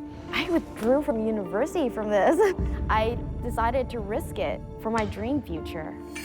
Winning this competition would be the most amazing thing to ever happen to me and just a dream come true. Slim, you're in. Congratulations. Whitney, unfortunately, you're out. I was like, yes! It was exhilarating. It was absolutely awesome. Charmaine.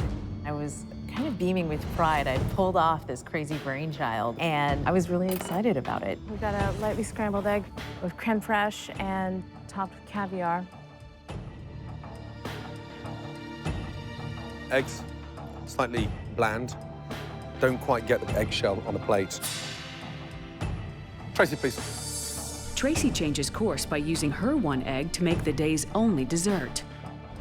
You dichotomize the egg, divide it into two components, its yolk and its white.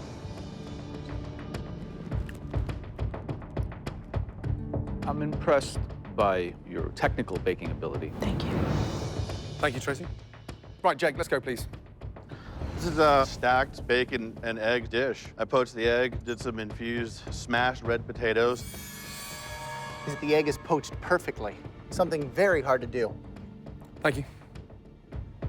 Okay, Charmaine, you made the caviar taste better than your scrambled egg, which was bland. I'm really sorry, you're leaving the competition. I'm disappointed. I really wanted to have the opportunity to learn from these guys, and I guess maybe next year. Tracy, the only one that actually done a dessert was you. Nice. Congratulations, you're in.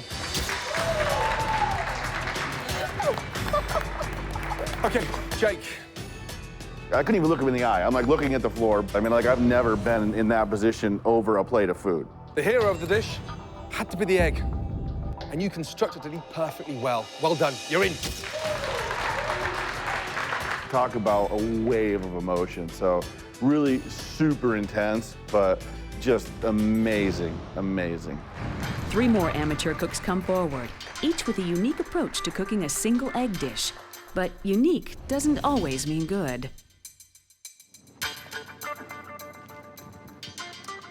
The overall dish is a little bit clunky.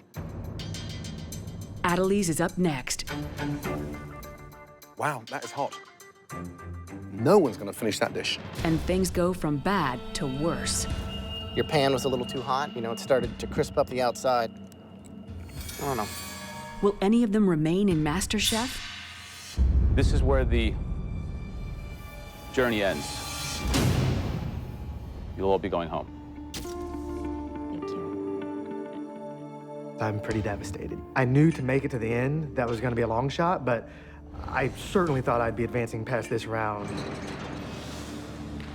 3 more hopefuls come forward to face the fire, and Chantal's still worried that her egg is undercooked. Cheeto?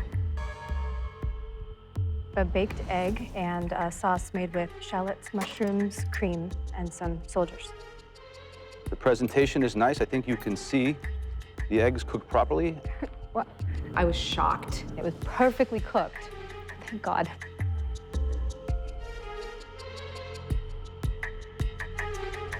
Thank you. have a poached egg over spinach wrapped gravlax and potato. When you have a poached egg, the beauty of it is every time you cook one, you get to kind of break it open and see that this is going to spill out.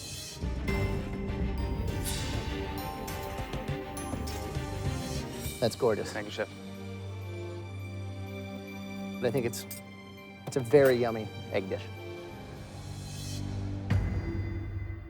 Have some eggs purgatory here for you today. Eggs in a brioche bread basket with a fresh tomato sauce and a little bit of Parmesan cheese and a basil garnish on top.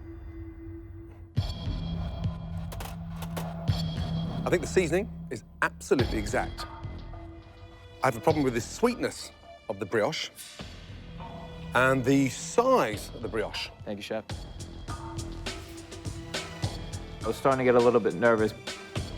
Yep. So I just kept thinking, am I going home to see my wife and my dog? Am I hopping on that plane back to Boston? Chital, Lee, Tony.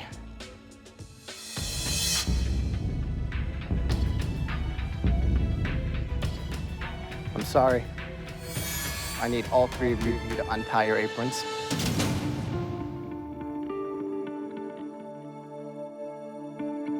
And retie them even tighter. Yeah! That was cool. That got me jazzed because you're down and then you're up. An emotional roller coaster. You know, the smile on my face says a lot about how I felt. Good job. Woo! Robin? I made outside of the box French toast. Then with the egg, to give it more volume, I mixed it with goat cheese.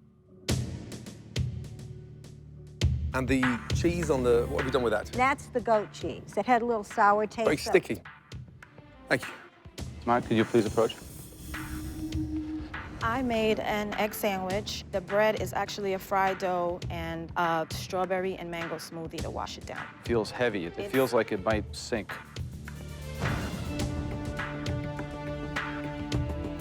Thank you. Okay. Yep. Farooq. Egg stuffed with avocado and jalapeno on top of a nest of tortilla strips with a black bean and roasted corn salsa. Seasoned well. Dish, however, is somewhat fragmented. Thank you, Chef.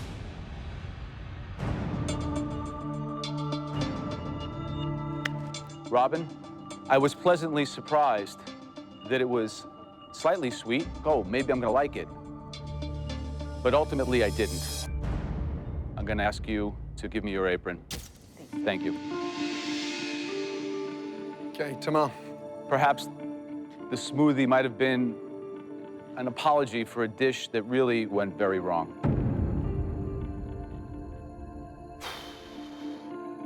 May I please have your apron? Okay. Keep cooking, baby. No problem. Keep cooking. Thank you. After being the last one chopping onions for 90 minutes, now I'm the last one to get judged in my role. It's just like, I'm like, please, just come on already. Just let me know my fate. Do you feel that this is something that you can really do? Yes, Chef. You're gonna go to the next level. I am going to win MasterChef. I will be the first American MasterChef champion here. Okay, well, the next row, please approach with your plates. Anticipation mounts as Sharon, Mike, and Jenna step up and face the judges. Visually, it's intriguing. Pleasant. How confident are you that this is going to spill out? I'm pretty confident, yeah. Pretty near perfect.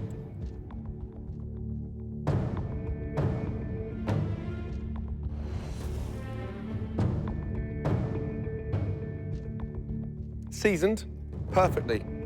Now, I have an issue with the steak because you've sliced it against the grain. So it's unnecessarily tough.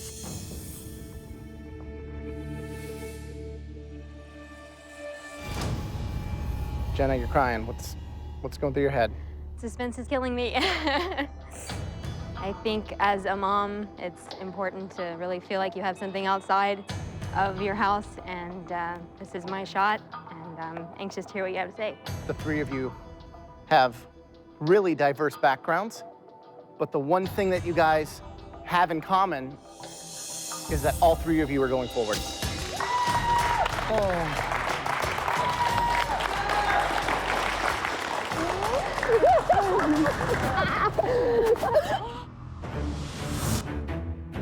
David, first, please. We have poached egg sitting on top of pan-seared skirt steak and mashed potatoes topped with red wine porcini mushrooms. Looking at my plate, it was definitely a proud moment for me. The steak was perfect, the egg was perfect, the mushrooms were perfect.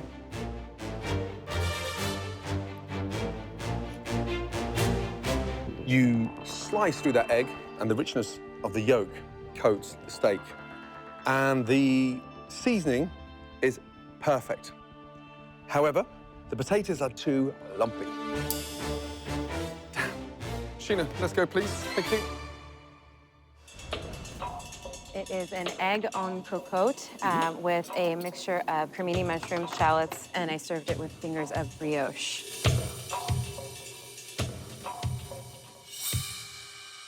First impressions, it looks sort of plain Jane. I'm gonna blow you away. Get inside. You start digging deep and it just gets better and better and better. Okay, Roberto, please, blow me away. It's frittata di fettuccine. The egg is where? It's all around it. So you beat the egg up? Yes, sir. And I'm struggling. I want the hero. I want the egg. Thank you. Okay.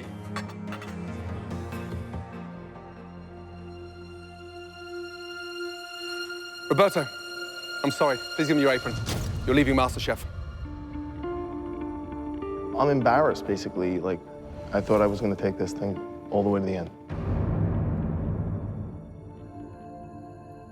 Sheena, you will not be taking your apron off. Congratulations. Well done.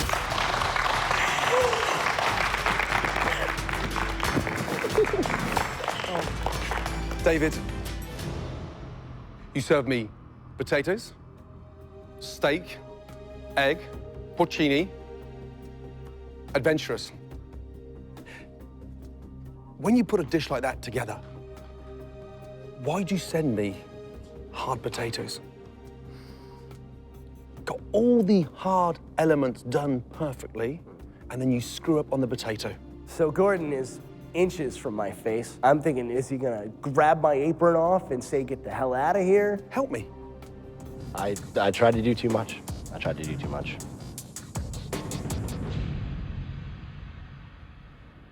I want you to take everything you've learned since you've been here in MasterChef and put it to good use. Especially in the next round. Congratulations.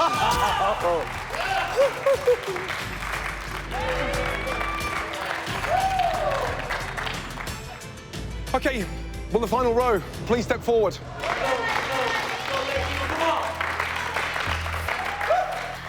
By the time the judges got to the last three, I was praying and saying, Lord, don't let me drop this, but I was trembling.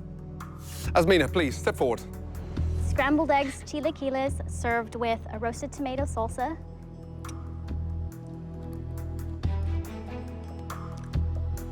I like that you stepped outside of your comfort zone and did something totally unique and different.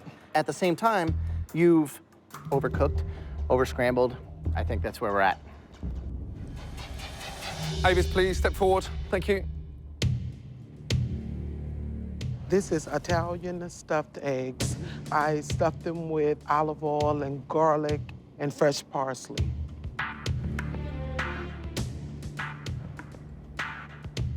It's seasoned beautifully, and I want more. However, when you put food on a plate that old-fashioned, it really does let that dish down. We're in 2010. Yes? Thank you. Whitney, please, come forward. It's an open-face fried egg BLT. Whitney, what's going on? You're gonna drop out of school to become a master chef? What's going on here? I think that you create a little facade because when we're not looking, you come and kick us in the butt with a ballsy move like putting together an open-face BLT, which I admire. Let's see what we got.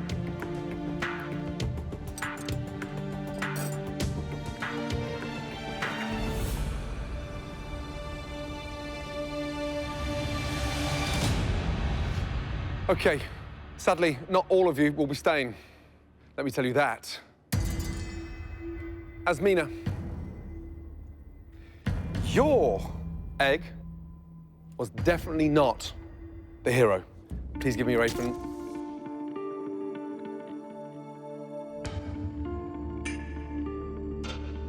Whitney, you will not be going back to university. You're joining that lot over there. Well done. One was eliminated, one was told her dish was perfect, and it was me standing by myself. And I couldn't hardly breathe. Avis, you've come a long way in a very short time. Unfortunately, you will not be seeing your family tonight because you're joining them. Why you do this to me? I love it. It was like, oh God, thank you, thank you. Right, how you feeling? Good. From thousands that applied for the first ever MasterChef across the US, we're down to 14. That's you guys, within that 14, there is one unique, first ever individual to be crowned MasterChef America. Next time, we enter the MasterChef kitchen for the very first time. Well done. Well done. From thousands of hopefuls, only 14 of the best amateur cooks in the country remain. And to advance, they'll face the most intense cooking challenge on Earth. They'll be cooking for hundreds of people. It's a wedding, guys. You can't just say, I don't know where the salmon is. Come on. And the finest palates in America. Barbara Fairchild, Bon Appetit magazine. Tanya Steele, Epicurious.com. Jeffrey Steingart, critic for Vogue magazine. The score is breath mince 3. Find out what happens when the country's top amateur cooks face challenges that push them to their breaking point.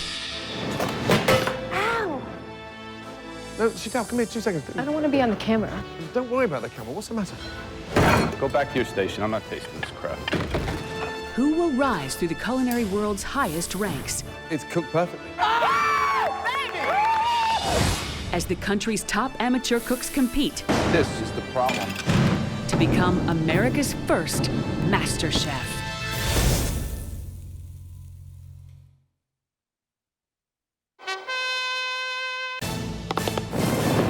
This season on MasterChef, thousands auditioned.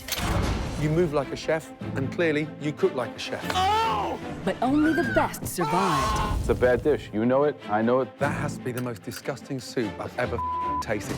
Chef Farooq seems like a fairy tale. Once upon a time starts right now. Now, the final 14 amateur cooks face the toughest culinary challenges of their lives. Ow! Every challenge will get tougher. Who's saucing the plates? Put it on with some finesse. You've still got food in the ovens. Oh my God. Nightmare. Oh, by the way, it's cooked perfectly. My cupcake is horrible. It looks like a walk through a crime scene. If that's raw, we cannot taste this dish. And eliminations will begin. Please take off your apron. Please take off your apron. Your time is done. Your time in MasterChef is done. To survive, they will have to battle through blood, sweat, and tears. You've never killed a crab or Never. lobster? This is the problem. While others will triumph with phenomenal dishes. It's cooked perfectly. This is really MasterChef levels. These talented home cooks risked it all to pursue their passion. I've always had this killer passion for cooking. This is my dream, and I'm not letting anybody stand in my way. I want this title of America's first Master Chef. Who gives up their life as a doctor? I walked away from a 6-figure salary in finance for this opportunity. I had to leave behind my 3 beautiful babies to come out here. They'll have to face 3 of the toughest figures in the culinary world. I'm Graham Elliott from Chicago. At 27, I became America's youngest 4-star chef. Believe me, I know a thing or two about cooking and eating. My name is Joe Bastianich. I own 20 of America's best restaurants and 3 award-winning Italian wineries. And of course, there's me, Gordon Ramsay. I have 28 restaurants worldwide, and no one knows more about food than I do.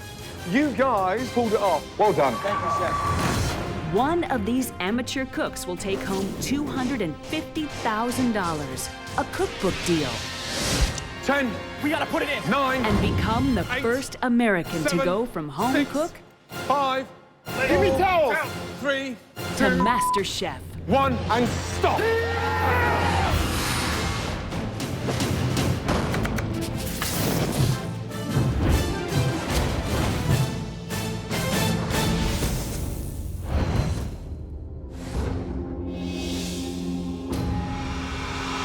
After 3 grueling weeks, 14 of the best amateur cooks in the country are about to discover the difference between cooking at home and competing on the highest culinary stage.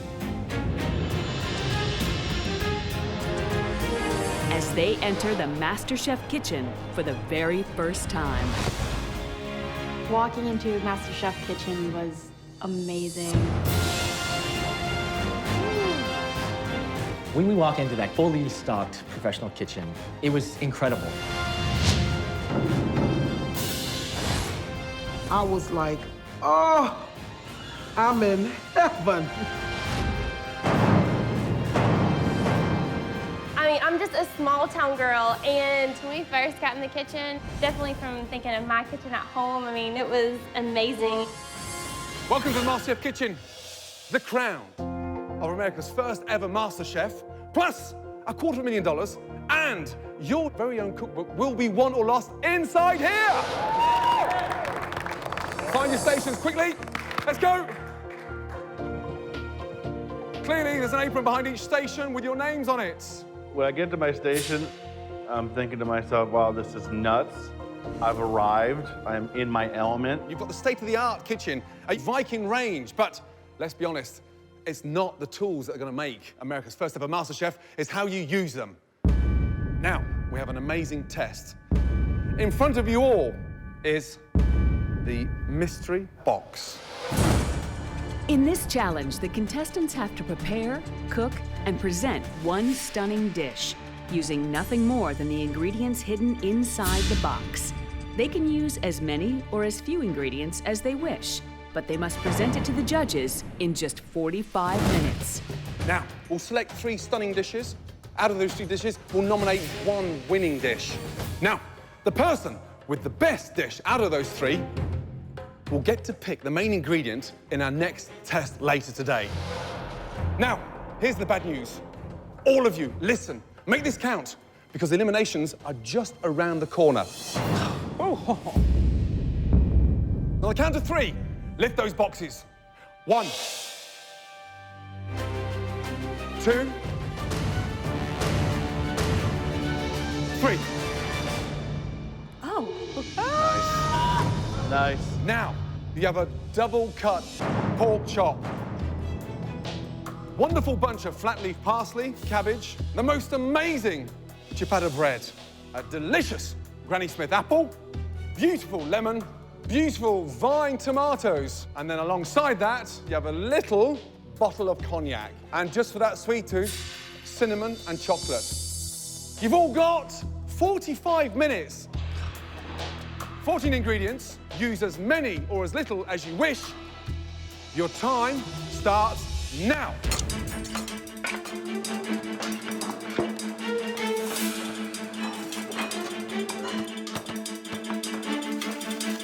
If there's one ingredient you wouldn't use in there, what would it be? It would be the chocolate. The chocolate. For sure.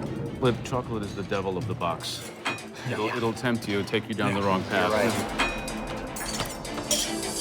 I'm making sort of a rustic kind of pork chop that we're going to sear off and fry in the pan, plated over some wilted cabbage and a little apple compote on the side, yeah?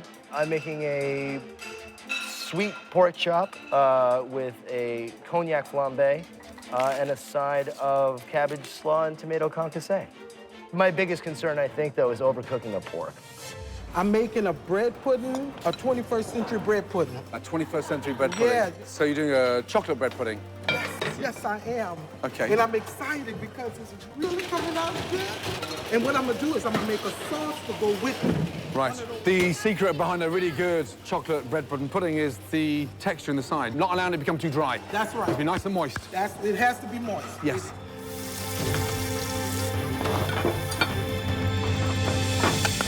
I mean, amazing list of ingredients there. What would you do? I think the first thing I'd do is kind of break down mentally the time I have. I'd spend 20 minutes on prep, 20 minutes on cooking, and 5 minutes on plating. This type of a challenge, they really have to be thinking about what they're going to put on the plate, what's going to catch our eye.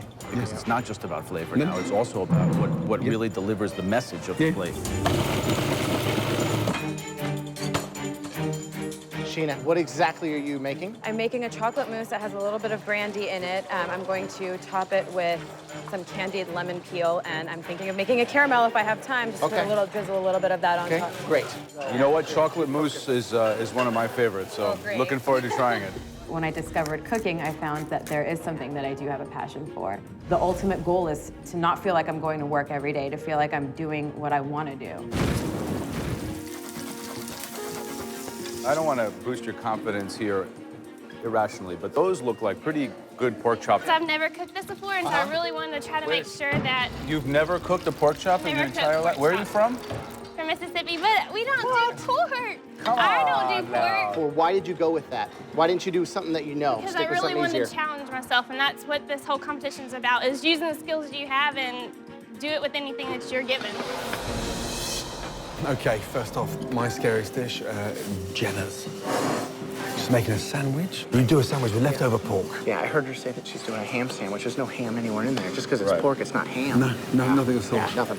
I have to say, Whitney, for having never cooked a pork chop, has some excellent technique, and the pork chops look really good. Yeah, David Miller, I mean, he's looking calm, composed. Yes. He's got more confident and less arrogant. Right. And what he's done is caramelizing these apples in with the pork. He's making a light sauce. He's boiling the cabbage, frying the cabbage. Clever.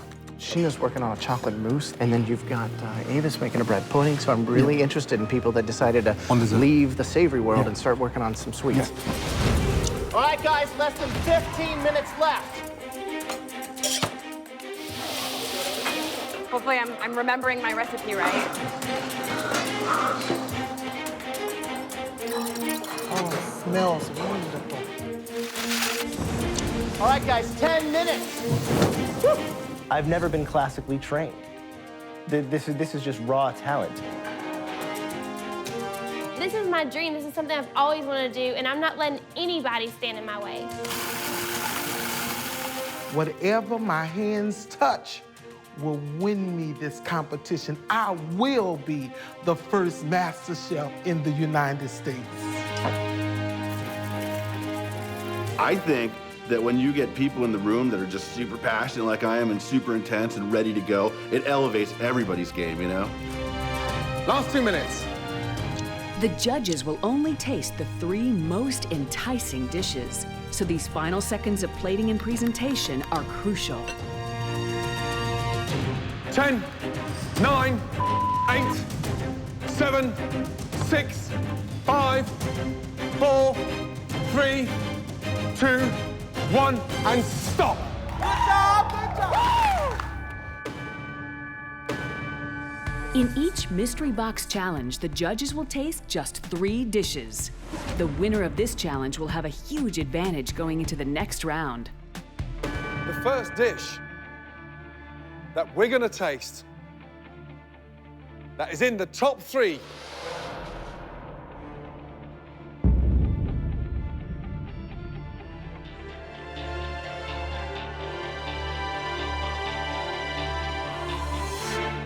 Sheena, a cognac-flavored chocolate mousse. The pork chop is obviously the most important thing in the box. It's the protein. So I kind of knew that everyone else was going to use it, and I was taking a huge risk by deciding not to. Why a dessert? I thought that you'd be eating a lot of pork, and you might want to take a little break from the saltiness with a little bit of sweet. A cognac-flavored chocolate mousse finished with candied lemon peel.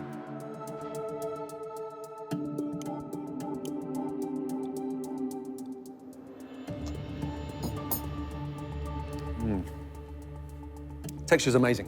Smooth, creamy, sumptuous, but more importantly, incredibly daring. And this time, it worked. Good job. Thank you.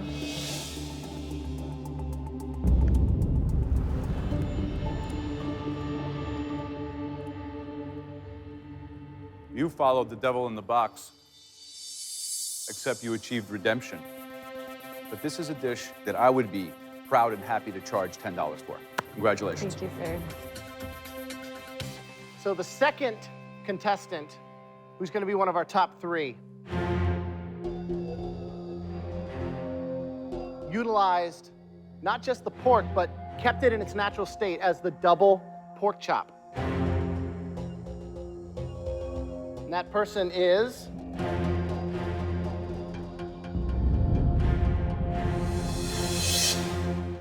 Jake. Hot damn. Well done. Good job. At some point, you gotta wake up and do something exciting that you're really passionate about. Make no mistake, I am here to become a chef. I'm here to be the master chef. Thanks, Grim. Way to go, boss. Thank you. I think that, you look at this pork, it is gorgeous. The bones are nice and clean. It's beautifully cooked. You can just tell by feeling it with the touch.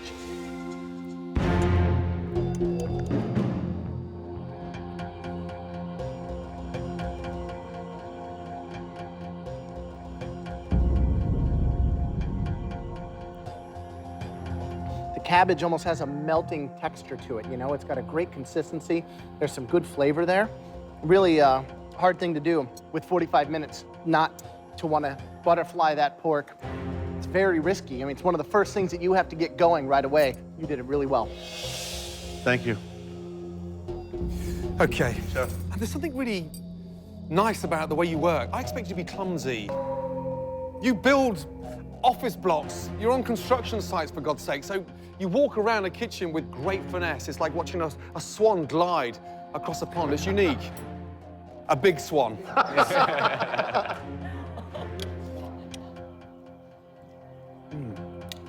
It's seasoned beautifully. Thank you. Yeah, my big question, is it good enough to win today's challenge? However, job well done. Thank you. Thank you. The last dish was a dish that was minimalistic. Put, instead of 3 or 4 or 5 different ingredients on the plate, only 2 elements were in this plate. My dish, I think, as a whole, really plays to what these guys are looking for. It's better than a 1 in 5 chance that I'm gonna be in the top 3. But I think that you are onto something. Whitney, congratulations. Please bring it up.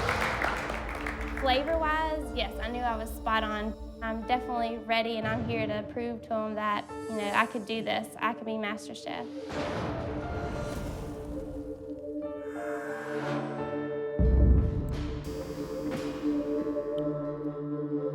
You've never cooked pork before, is that correct? Yes. Yeah. Can Whitney's first ever pork dish impress a MasterChef judge? You've nailed it. It's a gorgeous, moist pink color inside. The slaw is more of a southern style where it's a little sweeter.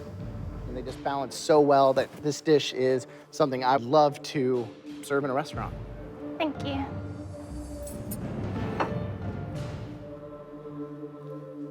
There's not a lot on this plate. So if you're gonna put 2 or 3 things on there, it has to be absolutely on the money.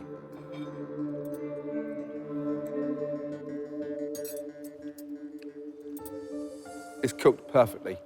There are chefs that spend years trying to get a natural feel. So are you instinctive or are you just a lucky young girl? That's what I cannot determine right now. I know I'm not just lucky because I cook all the time, and so I definitely know I have what it takes. Do you go for the rustic charm? Do you go for the finesse? Do you go for the sweet tooth? It's a tough call. Okay. And now, from 14 dishes, we've got these 3 stunning dishes. Are we going for a sweet tooth with a chocolate mousse? Are we going for the sort of rustic charm, playing to your strengths and building an amazing dish? Or are we going for something that you'd imagine that would fit comfortably in any restaurant outside of this room? And the winning dish, congratulations, Whitney, well done. Good job. I won this challenge. This means the world. I was speechless. Right now, I think everybody's kind of looking at her like, watch out, because Whitney's coming. Whitney's weaknesses is that she's young, she hasn't been outside of her hometown, and I think that's gonna hurt her in the end. So congratulations, Whitney. Not only are you going to pick the ingredient for the next challenge, you are gonna have the luxury of spending 5 minutes by yourself in the pantry. Everybody else gets half that time, and you're gonna be in there as the entire group. This next challenge, there will be an elimination at stake. Whitney, let's go. Let's go. Yeah, Whitney! Whitney now has a huge advantage as she gets to pick the main ingredient that everybody else must cook with. What she cannot control is the theme of the challenge. That is in the hands of the judges. The most amazing herbs, the most amazing vegetables. Once she's selected her main ingredient, Whitney will have 5 minutes alone in the MasterChef pantry. The remaining contestants will only have half that time. The theme of today's invention test, Chinese. Ever cooked Chinese food before? No. Growing up in South Mississippi, I don't make Chinese. I don't even really know what ingredients, what oils to use, so I was clearly, like, lost. We have 3 stunning ingredients. The first ingredient is the most amazing Chinese mushrooms, from shiitake to oyster, enoki. They are phenomenal. Let's see what's under number 2. Mandarin oranges. They're sweet, they're sour, they're delicious, delicious product. The last ingredient is duck. Are you kidding me? Like, I haven't even had a Chinese dish that had duck in it, so it definitely threw me for a loop. Bear in mind, you select one ingredient, everybody else follows. So are you gonna be cooking to your strengths, or are you gonna be cooking to their weaknesses? You gotta start thinking smart, playing strategic. I'm gonna go with Oh boy. The main ingredient that Whitney's chosen is mandarin oranges. yes! That's right, mandarin oranges. The theme is Chinese. Everything you pick up and put in that basket, think Chinese, through and through. I was very excited. I knew I have an advantage over the other contestants who probably had only like fast food Chinese. The extent of my knowledge of Chinese food is like bell peppers and onions, soy sauce. Yeah, I find out it's Chinese, and I'm actually excited. I'm happy. I'm really happy. The problem is, I don't know how to make the perfect Chinese dish. 2.5 minutes starts from now. Off we go. With Chinese cuisine as the theme of this invention test, many contestants find themselves in foreign territory. I am totally out of my element. I don't even eat Chinese food that often, but I'm kind of excited about that because it's a chance for me to try out some new ingredients, take some risks, and kind of step out of my comfort zone. Now, really seriously, push it to the extreme. The challenge is all about Chinese. I want to see these across the dish. You've got 1 hour. Starting from now. Off you go. Get in the Chinese bowl, baby, come on. There is going to be elimination on the back of this dish. Oh, my God. Got it. A lot of sizzle, Jenna. What's going on? Asian orange stir fry. Chicken breast with eggplant, bok choy, and mandarin oranges. I'm gonna do a kind of a ginger orange chicken in a hoisin sauce. I'm gonna do that with some Chinese vegetables, and I'm gonna put that over a little vermicelli noodle. Survival is the key. I mean, right now I'm focused on just not having the worst dish. I've decided to cook a Mandarin Chinese salad. Looking around, I see that everyone is sort of doing the exact same sort of cliche stir fry with some mandarin oranges on top, and I'm feeling kind of good about my risk. there's no confidence. Nobody is in there saying, this dish is gonna rule, this is incredible. They're saying, I hope it's not in the bottom three. The attitude that I surveyed is just one of survival. I don't think anyone is using this challenge really as an opportunity to rise to the top or try to win. That smells right, that's good. Be interesting to see with the people who are not familiar with this cuisine, how they will interpret it. Let's go. Whitney, what are you cooking? I'm cooking a Mandarin chicken and a vegetable stir fry. Have a look around. Yeah, in front and behind, everyone's cooking. Mandarin orange, because you chose that. You put everyone on the back foot with these Mandarin oranges, yeah? Are you feeling confident at this stage? Are you going to win this one? I'm not feeling as confident as I was in the last challenge. We got some star anise, some cloves, some fennel seed, some allspice, some mustard seed. It's all about the sauce. The sauce is gonna make me or break me. Right, Mike, what are you doing? We've put tinfoil underneath the chicken. Yeah, it's just to kind of lift up the breast, just to get the skin side touching the oil a little bit. Now, I've never done it, but I'm gonna try it out, Chef. Yeah, why would you want to try it out on a day like today in amongst this kind of competition? Well, it's about getting better, and I don't want to just do the same old thing, so... So it's to get the skin... Yeah, just getting the skin without having all that weight on there, and then, of course, I'll take it off later and then finish it up. How are you incorporating the Mandarin oranges across this dish? I'm gonna make a sauce, basically, from it, and have it glazed over it all. Right, Slim. Yes, What are you doing? I am doing Chinese herbs boiled chicken with some ginger, anise. Yeah. So you're poaching the chicken in the broth? Yes. Farooq, you got a lot of stuff going on here. You feel confident? I'm starting to lose confidence a little bit because things aren't coming together the way I wanted to. We know people are going to be eliminated with this challenge, so yes, Chef. It's got to be Chinese, got to be delicious, and most importantly, it's got to be done. This is my carrots. I'm going to go ahead on and just, cook my... Boiled carrots? Doesn't sound very Chinese. No, I'm going to take and stir-fry my carrots. Stir-fry the And carrots. I don't want them to be too hard, so I want to make sure they're the right texture. Hey, woo, okay. Sharon had some heat in his dish. That was the only one that I really Slim tasted. has a nice Slim has fragrance. a lot, very good. Slim smells like you stepped into an Asian household. Close your eyes and wow, a great vapor. The weak ones for me so far, Avis looks like she's panicking, and it shows in terms of what she's putting together. Yes. Big trouble in Little China. Wonderful. Whitney's disintegrating in terms of confidence. The dish doesn't look that comprehensive. It doesn't strike me as Chinese, and this was her competition. She put everyone on the back foot, so she should be in front. Jen has already plated with 20 minutes left to cook. That's crazy. So there's a lot going on here. There's some people going home today. This is high stakes, so it'll be very interesting to see what happens. Not having the opportunity to choose the main ingredient, it's nerve-wracking because it's not in your hands and you don't know what to do. And it's even crazier, I think. I think crazier than the first challenge because this is an elimination. I want it so bad now. I want it so bad. This thing it's real. This is not a game. 10 minutes left. Nobody can hide in this challenge because we're tasting everybody's dish. Taste, taste, taste. Once I got here, it was a dream come true. And I'm not about to let that dream die.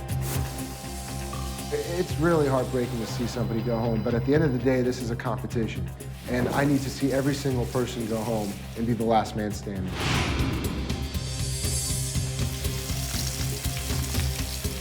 I definitely don't feel like I have an advantage at this point.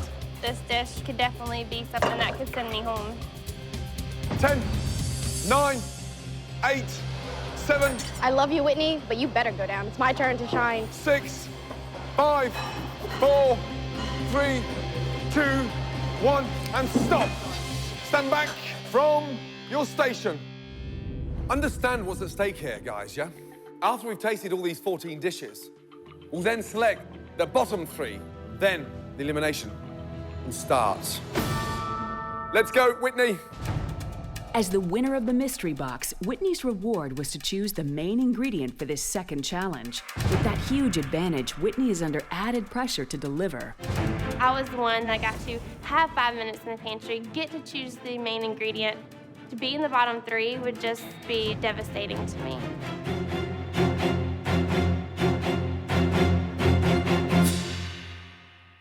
Wow. Is that it? Appetizer or entree or a little in-between thing? I guess just a small portion entree. It's a mandarin orange chicken with stir-fried vegetables.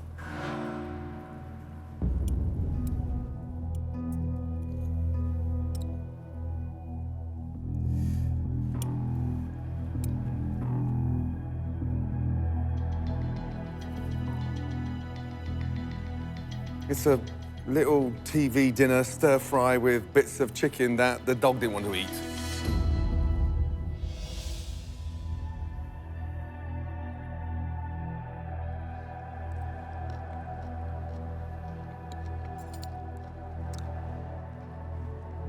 I just hope that the person who picked the key ingredient of the day doesn't wind up in the bottom three. This girl had an advantage over me. She had extra time. She got to choose the ingredient. And I was just like, wow, she really doesn't know what she's doing right now. I'm totally better than Whitney at this point. Next up, Slim. Let's go. Explain the dish. This is Chinese spiced chicken with mandarin orange sauce.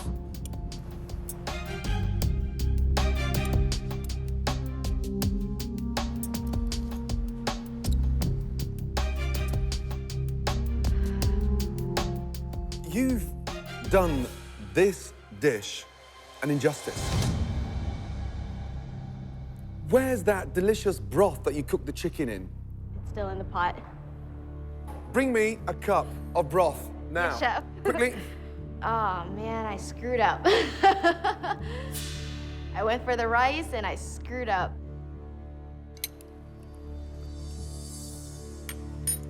In my kitchen, we would spend 6 to 8 hours trying to get a stock like that. You've done it in 1 hour and you didn't serve it. Are you crazy?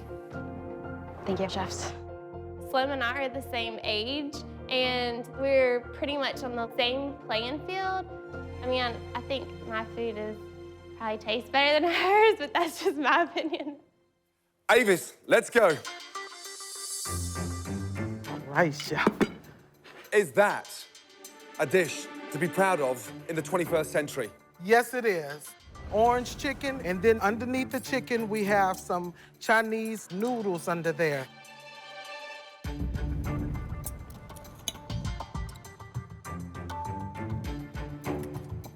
It looks like a sort of little chicken noodle vegetable dinner from a gas station. I don't see the authenticity of a unique Chinese, delicious dish. My heart just fell because I had a gut feeling that that dish had put me off the competition. Next up, Tony. So far, the dishes have failed to impress. Can things get better from here? It's a wok fried chicken with some stir-fried broccoli. I don't know, it doesn't look like a Chinese dish to me. It's like kid food.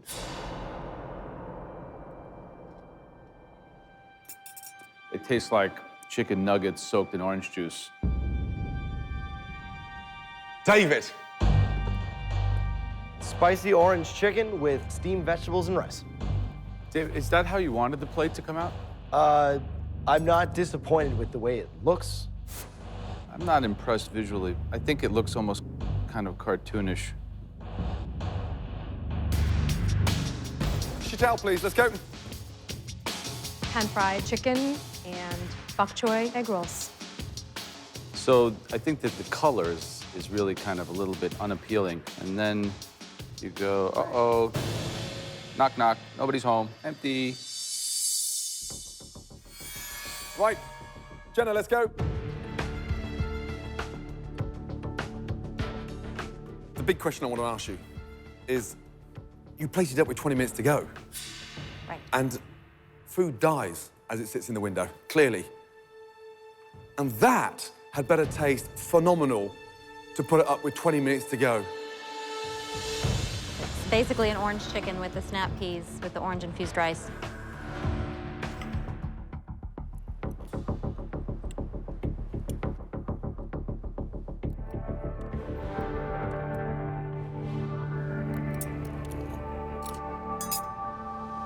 This is the problem with this whole round. It's boring. It's not the spirit of what we came here to do. And if you don't want to deliver on the highest level, if you want to play the game and be safe, you're not going to win this thing. This is MasterChef. We're trying to find the best amateur chef in America. Who's here to do that? The challenges are not going to get easier. So get ready to bring it 100%. And if you're not, you should probably just leave your apron and check yourself out right now, because this is getting frustrating. Tracy, bring us something to at least make us feel good, please. Right. It's a mandarin and orange glazed chicken with Chinese vegetables over the vermicelli egg noodles.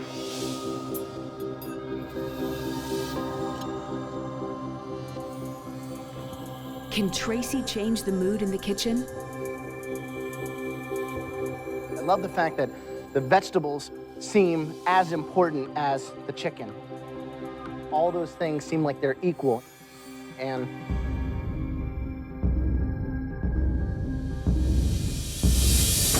it's a good tasting dish. Thank you. Thank you. I'm really happy.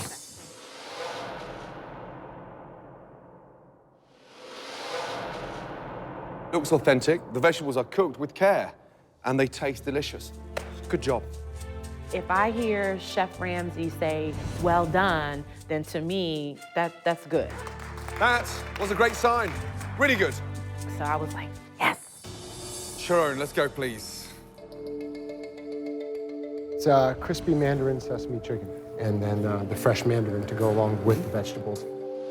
So it's a very bold move to slice a chicken breast and then encrust it and then cook it again. It could be overcooked. Dangerous game, especially when you slice chicken so thinly. Yeah?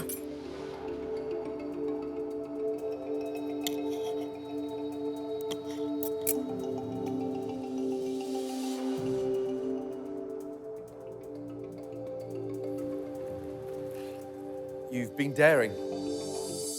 The chicken is cooked absolutely perfectly. Really good. Thank you. That's nowhere near the bottom three. That's heading towards the top three. Good job. Thank you. Really good job. Okay, Sheena, let's go. In our last challenge, you were so courageous, you made the most amazing chocolate mousse. This time, have you played safe or have you played dangerous? I think pretty bold. Pretty bold. Yes. Other times when I've walked up with my plate, I've been a little bit like timid, but this time I have taken some chances. It's bold, it's amazing. I wanted to do a salad, and then I finished it with a sauce that features the mandarin orange as well. So from here, visually, it looks like a fruit salad.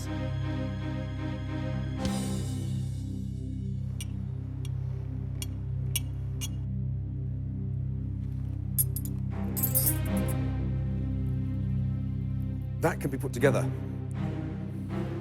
domestically in 5 minutes. What were you doing for the other 55 minutes of the challenge? The sweetness of the leeks. You caramelize the leeks in sugar? Because it's like they've been dipped in honey. The jury's out on this one. I, for the first time in a long time, I'm shocked. Let's go. Farooq. After Sheena's bad dish, can Farooq's plate take him to safety? We have stuffed chicken with Chinese vegetables, bok choy. I threw the mandarin orange in there, also with mandarin hoisin sauce.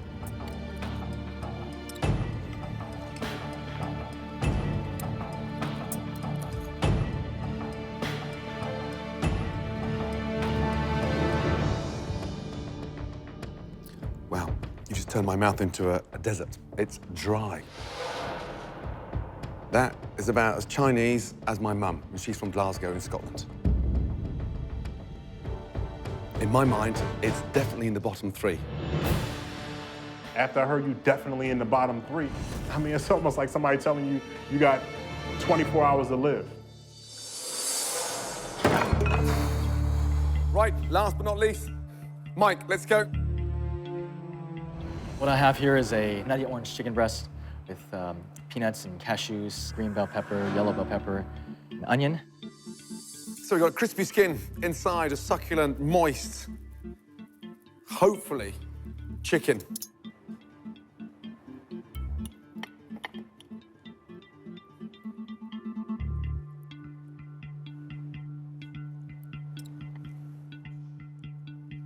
I have one huge problem with this dish.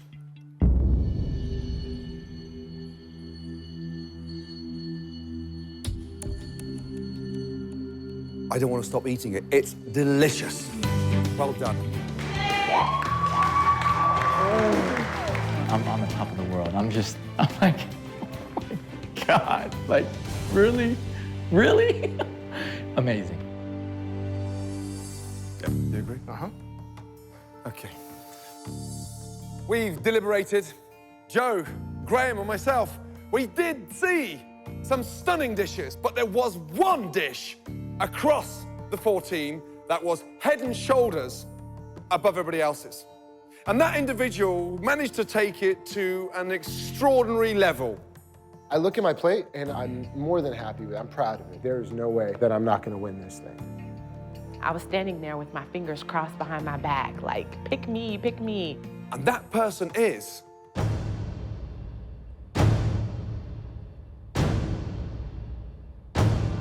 Mike. Well done. Come here. Come here. Come over. This can't be happening. It's just too sweet, too juicy, too, succulent to be happening right now. Right. Time for the first elimination inside our kitchen.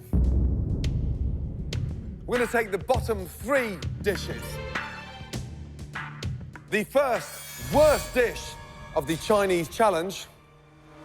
Farooq, let's go. I'm 43 years of age. I've been cooking for 25 of those years.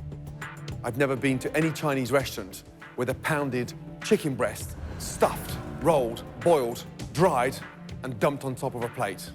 The second person up for elimination, Sheena. Although I appreciate the thought that went into what you tried to achieve, it was kind of like a salad gone bad. Third person, joining Farooq and Sheena. There was me one more person. I could just see my name being called. And I was just praying, don't let me be in the bottom 3. Avis, please step forward. There was a lack of integrity across the dish. Nothing authentic whatsoever. Right. The person leaving MasterChef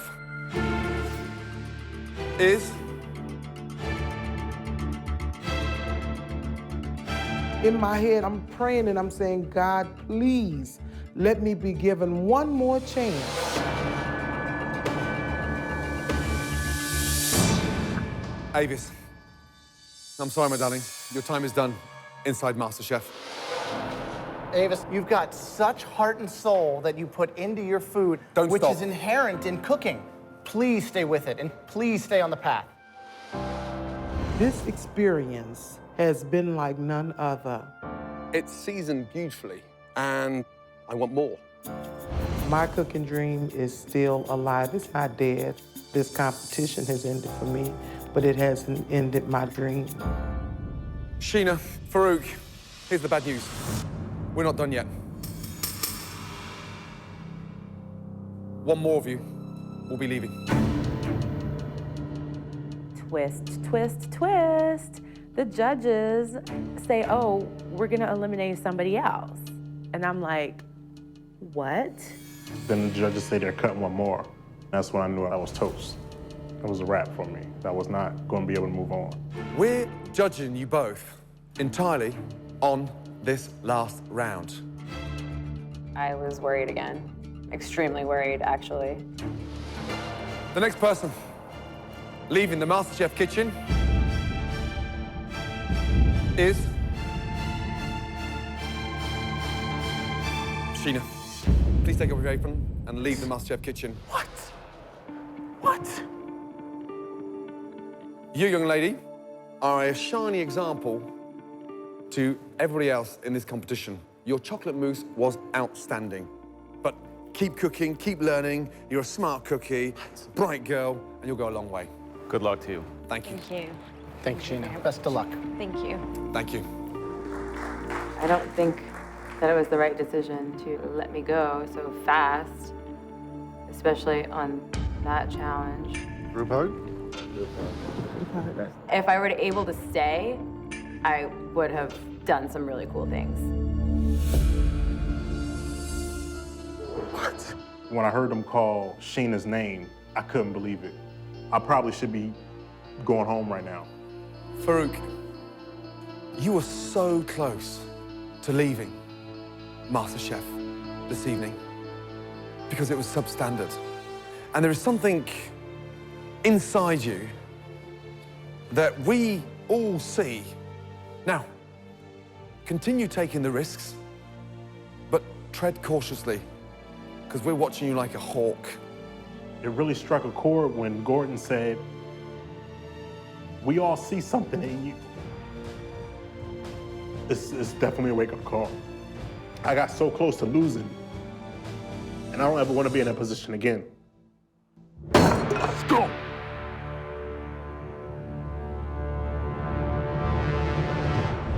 Next time, with 2 more cooks out of the competition, the remaining 12 are about to be split into opposing teams. Come on, guys, blue team, let's go! There must be 150 Marines in that queue. For a challenge on a scale they've never known. Oh my gosh. From the bottom of all of our hearts, we apologize. The team who loses will face an elimination taste test, where one more contestant's dream of becoming America's first MasterChef will come to a bitter end.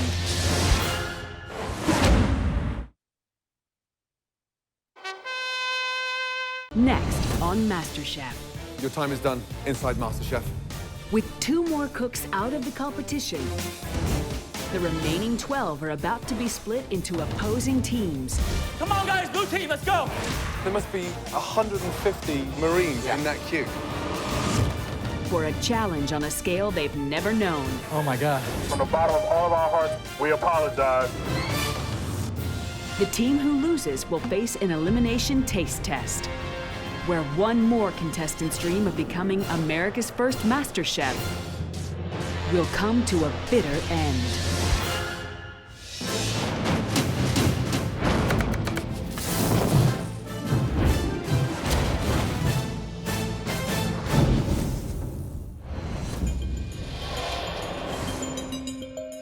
The remaining 12 contestants are about to face their first MasterChef Field Challenge. Yeah.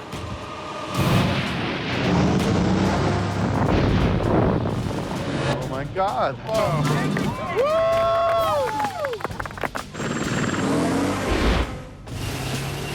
Can we put our hands in the air? I mean, like...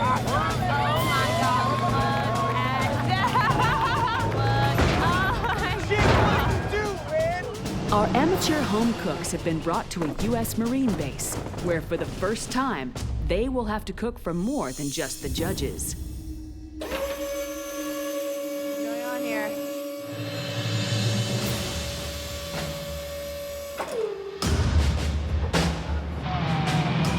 Woo! Oh,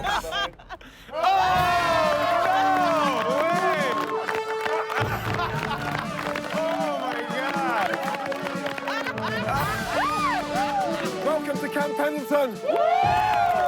yeah! Whitney is a man who knows this place inside out. Please say good morning to Colonel Morano. Sir. Morning.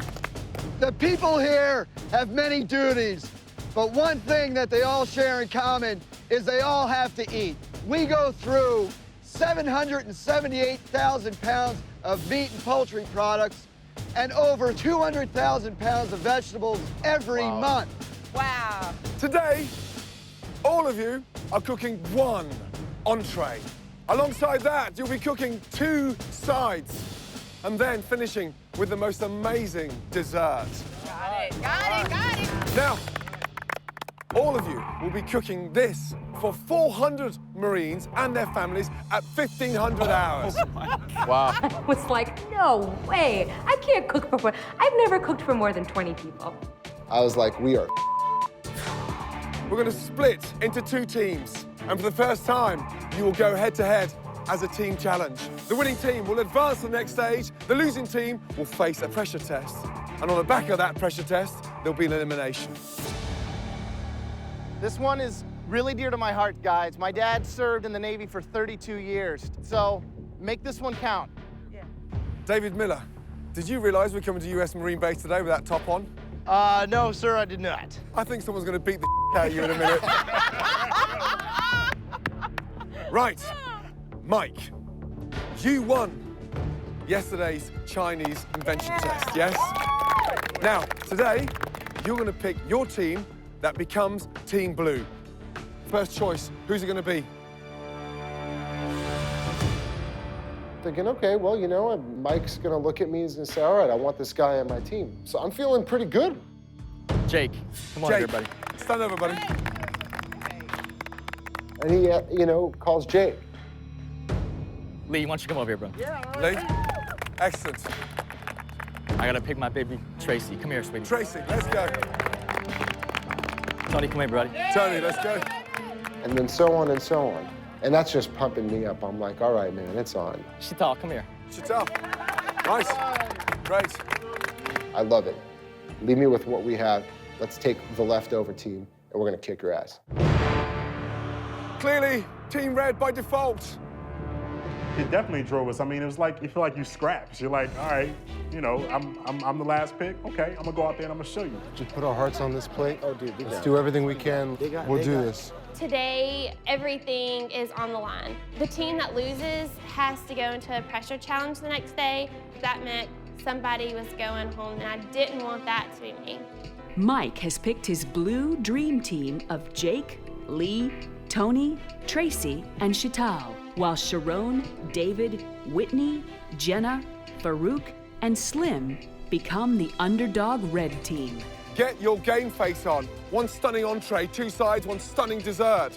They'll be arriving at 1,500 hours. You do not keep these Marines waiting. Is that clear? Yes, chef. Your time starts now. Off you go. Let's go, guys, let's go.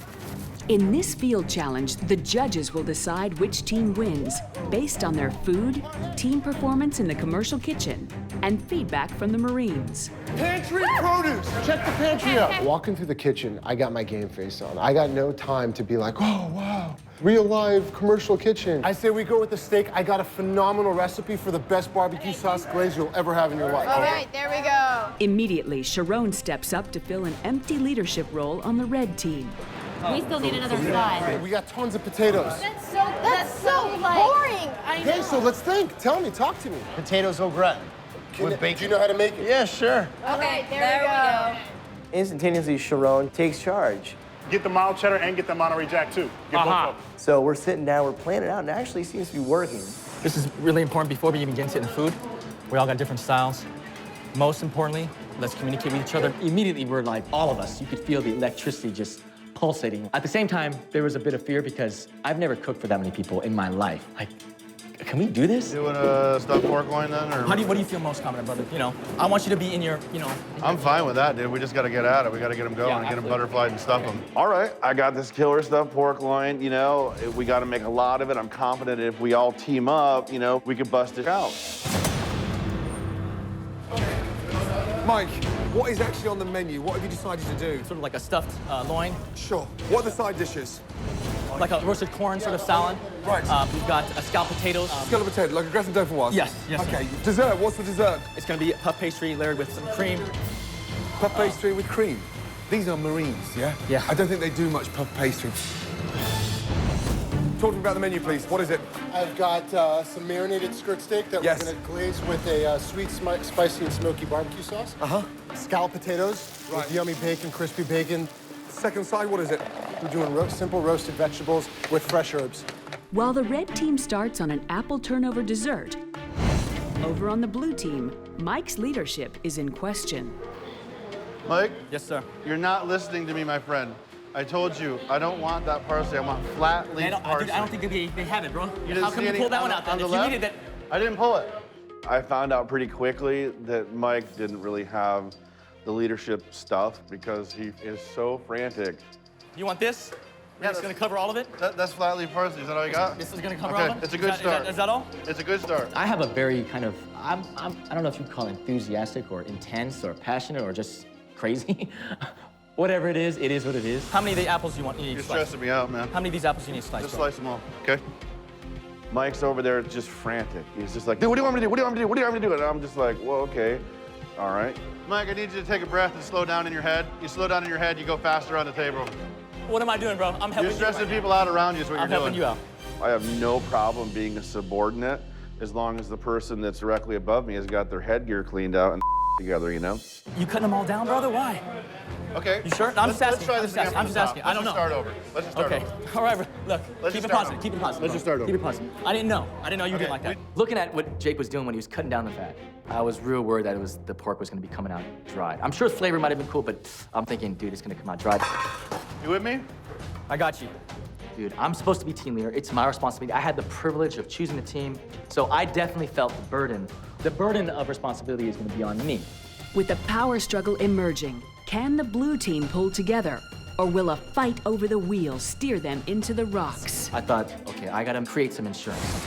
Okay, luckily I go on the fridge, I see pork loins left, and I'm thinking, thank you, God, thank you. I trust Jake and his thing, but I think, because I'm the captain, and, I don't want to change what he's doing, we're gonna do pork two ways. I'm gonna do a very simple pork loin with some bacon, some garlic, and some rosemary in there as well. And it looks like Mike's fear over Jake's pork loins is about to be confirmed. Jake, what are you doing there? Trimming off the silver skin and the excessive fat. Yeah, that's on there for a reason. Okay. It's a loin, so it's lean. I felt really good that I had cooked those 3 extra loins. So taking that much fat off there, you've got every chance of drying that meat out. Be very Absolutely, absolutely. Yeah? So just think about it. Very good. Will do. You're Appreciate jeopardizing. Yeah. Yeah? Don't want to let these the guys down. possibilities, big time there, okay? Okay. Yeah? Thank you, Chef. This is flat on perfect for grass ham. Let's do it. I'm gonna be careful. I'm gonna be careful. All right. All right, big boy, you're taking the meat to the grill, huh? How are you gonna make sure these things stay medium rare? What are you gonna just mark them? I'm literally just searing them off, and then I'm gonna keep them, let them cook down, and keep them. Because these things aren't that thick. These things are gonna cook through right away. Be careful. The red team, under Sharon's leadership, is coming together, no? Yeah, I really thought that, Sharon is trying his hardest to make that team work, not just himself. I think that the blue team seems very scattered, You got Mike sitting in a corner doing pork one way, Jake's doing pork his style, but have no real game plan. I'm very worried about that. Also worried, no one's talked about portions. Right. They're making like mounds and mounds of meat, potatoes. We haven't talked about what does 400 portions of food mean. Yeah, I mean, you're cooking for Marines, and these guys can pack away some food. David, what are you doing? Sauteing some bacon for potatoes contest. Look at me, turn the heat up. Yeah, get the bacon nice and crispy. But you're dressed like a waiter. Yeah, I want you to cook like a cook. Come on, get in the game. Let's go. Oh my God. What a nightmare.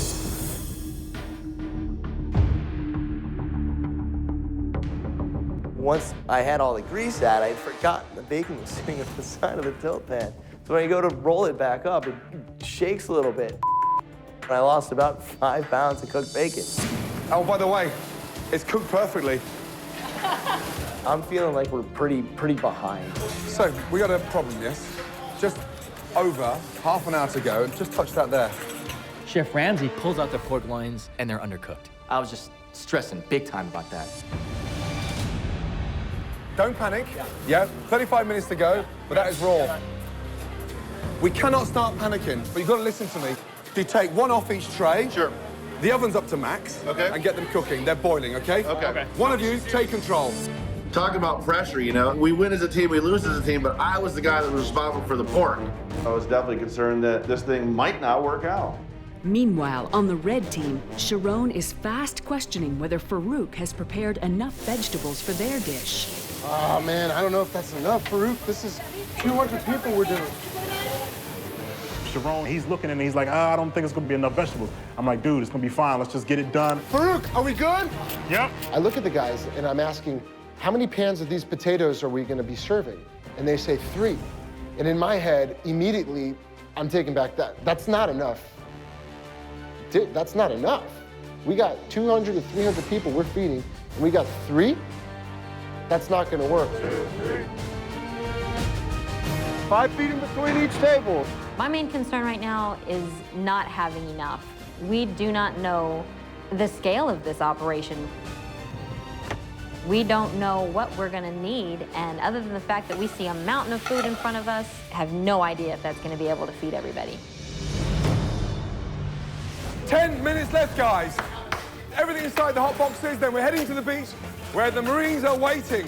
Come on, guys, blue team, let's go. The last 10 minutes in the kitchen was total mayhem. We gotta put it in. We need to put those in the cool box. The clock's totally running down. We're running around the kitchen trying to get all the loins out, get them wrapped. 8 minutes, guys, come on, let's get this wrapped. Turn everything So little time. People are saran wrap, foil, in the hot box, in the cooler. Blue team, red team, 5 minutes to go. Nothing would suck more than cooking this food for 3 hours and forgetting the equipment necessary to serve it to people. Let's do this, come on. What else, what else? 3 minutes to go. 3 minutes, guys! 3 minutes! Blue team, you've still got food in the ovens. Lee, puff pastry, is this yours? I'll get it, I'll get it, I'll get it, I'll get it. Come on, Tracy, come on, baby. Who's got food in the ovens? No one, Mike, no one. Come on, you can take advantage. 2 minutes to go. We were just barely getting the last of the apple crisps out of the oven. Give me towels, towels. 9, Gordon counts down 10, 9. 8, 7, 6, 5. What else? 4. Whitney comes over with the last pan. I slam it in there. 2. I'm like, oh my God, we actually did this. 1, and stop. Good job, guys. Good job. It was out of control. Good job. Fantastic job, great, good job. Blue team, red team. It's not over yet. We've got to get to the beach. Let's go. Let's go, go, go, go. Let's go.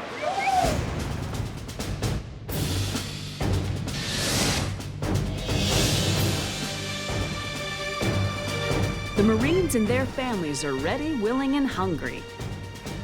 But the sheer number of mouths lining up to be fed leaves both teams praying they haven't miscalculated the number of portions. Marines and families, this is MasterChef. We are incredibly honored to cook for you all here today. Thank you. Are you guys hungry? Yeah!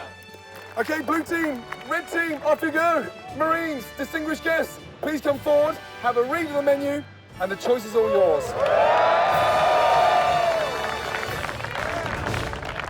Welcome to the blue team. The blue team has stuffed pork loin with creamy scallop potatoes and corn salad, followed by a berry Napoleon.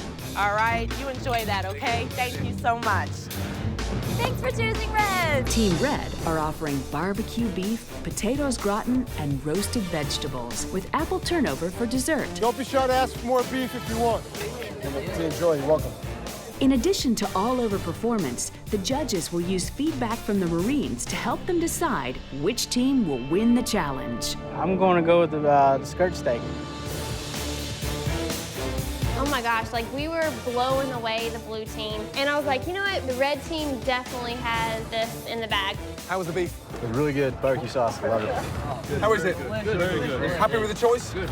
Yes? So many people came to us for our food because we chose a menu that they all like and they gravitated to. Slim, I'm gonna need potatoes at about 8 to 9 people. As the Marines devour the culinary delights, two things become clear. I'm gonna need more veggies here in just a minute. The red team's barbecue steak is a runaway success, but they're running dangerously low on the sautéed vegetables and potato gratin side dishes. We need more veggies, Slim. Don't want to run out of stuff, guys. Someone should get in that hot box and make sure you got enough food to feed all these people. We got 1 pan of potatoes there. We've got 1 tray of veggies. I'm looking in the hot box. I'm like, guys, we've got 1 tray of potatoes and 1 tray of vegetables left. We have 1 pan of potatoes left. We only have 1 pan of veggies left. Yeah, it's not looking real good at this point. The queue is getting longer. This is it. I know. This is all we have left. It is what it is. Slowly but surely, the veggies are disappearing, and we all have the moment of... Have we got any more veggies? That's the last tray of vegetables. We are officially out of veggies. Sorry about that. Last portion of potatoes right here. These men and women, they deserve this meal that we were giving to them. And we had the one job of just feeding them, making sure they were happy, and we were failing. Red team, embarrassingly, running out of vegetables. How many trays? 3 trays of potatoes, 3 trays of vegetables. That's crazy. I mean, there must be 150 Marines in that queue. Yeah. Well, someone's going to have to break the news to them. It's not going to be me. We are out of potatoes. We are out of vegetables. No more veg, yeah, and no more potatoes. Oh, come on, guys. Okay, red team, embarrassingly, running out of vegetables. How many trays? 3 trays of potatoes, 3 trays of vegetables. That's crazy. I mean, there must be 150 Marines in that queue. Someone's going to have to break the news to them. It's not going to be me. Marines, we know a lot of you are getting ready to get shipped off on tours of duty. All we wanted to do was come out here and cook for you. We ran out of veggies, we ran out of potatoes, and again, from the bottom of all of our hearts here on the red team, we apologize, and we hope that you'll accept our apology. Come on out! Come on out! We got plenty of food for y'all. We hear that basically the red team has run out of food. And I'm looking at what we have left, and I'm like, we're golden. I felt really good that I had cooked those extra loins. I felt real good about that, for sure.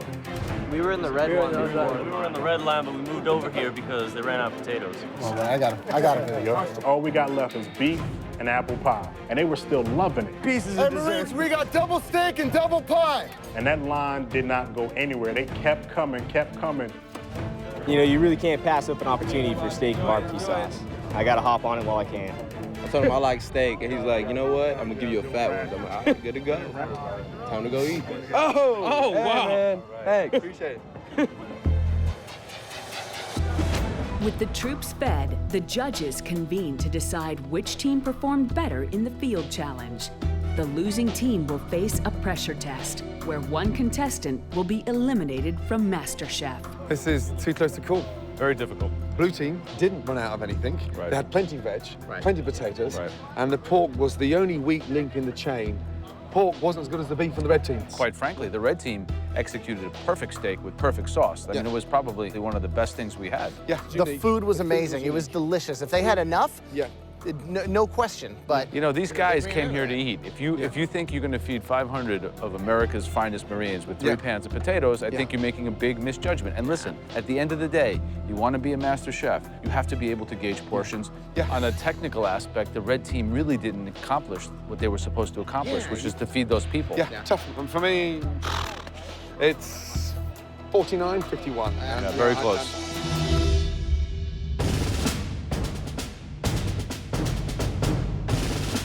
Marines, were you happy with the food? Right, blue team, red team, please come down. I feel like, you know, it could go either way at this point, but I feel like the blue team earned it and deserved it because we did not run out of food. Blue team got off to a difficult start. However, you found your stride. The food was phenomenal. Well done. Really well done. Red team, you must have made the most delicious barbecue sauce ever made in Camp Pendleton. Well done. Tremendous teamwork, and more importantly, delicious food. It was a very, very close contest. Joe, Graham, and myself have watched the teamwork, the coordination, the passion, and what you did to those ingredients. And the winning team of this unique challenge, congratulations goes to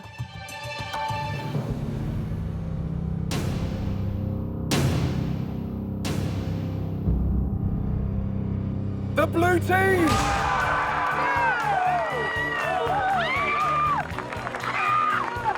I just yelled like a crazy woman, okay? I mean, it was fantastic. I thought we had it, man.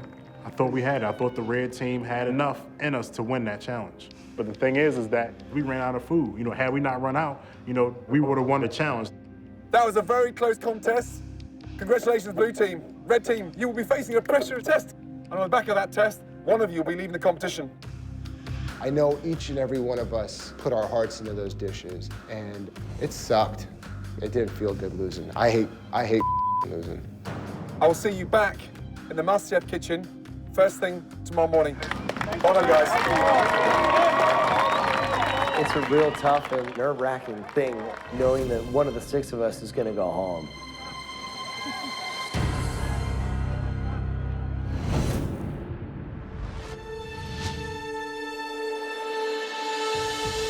So we walk into the kitchen, and this time there's something different about it. We got these black aprons on instead of white. To me, black reminds me of death, so somebody's gonna be done here. It was definitely stressful. This was the most nervous I've been going into the kitchen. Definitely.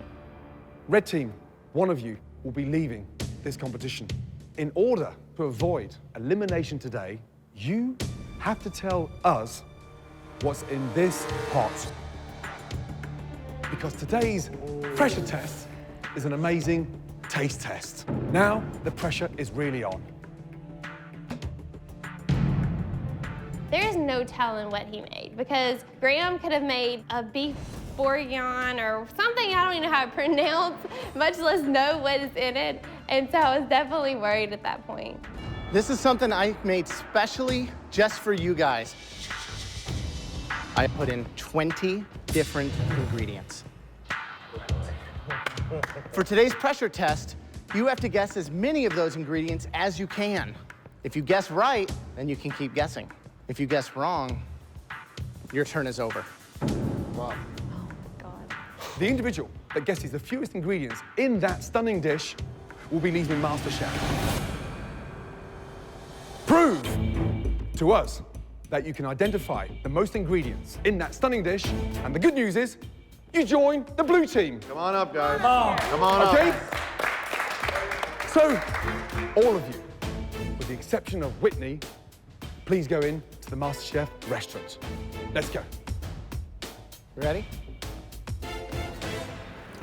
We have a Texas-style chili. When Graham lifted up the lid from the pot, relief just completely came over me because being from the South, I mean, chili is something I love. I know what it tastes like, I know what's in it.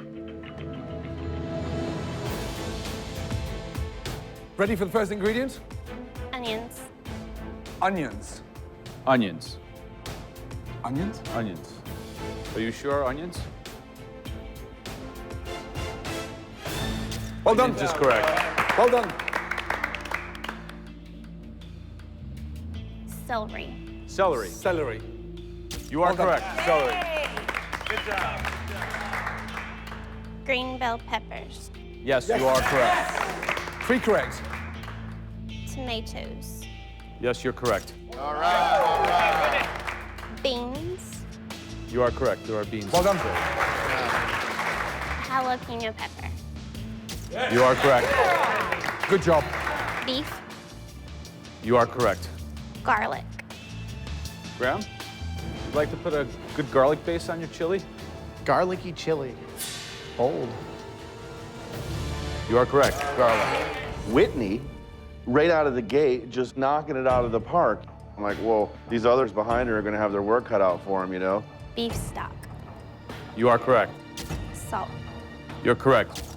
There's definitely a green herb in here. And I'm going to say that it is cilantro. Is there cilantro? You are correct. There's cilantro. Well done. And oil. You are correct. There's got to be some chili. Is there chili powder in there? A ground chili powder. Could this be the correct 13th ingredient in a row? It is not. You're incorrect. 12 ingredients in a row. Excellent job. After I only named 12, I just started breaking down at that point because second guessing my last decision on what ingredient I chose could send me home.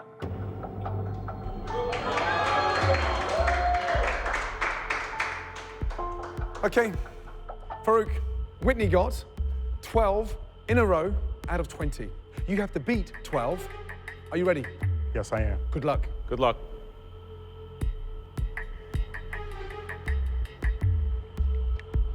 I'm gonna say celery, chef.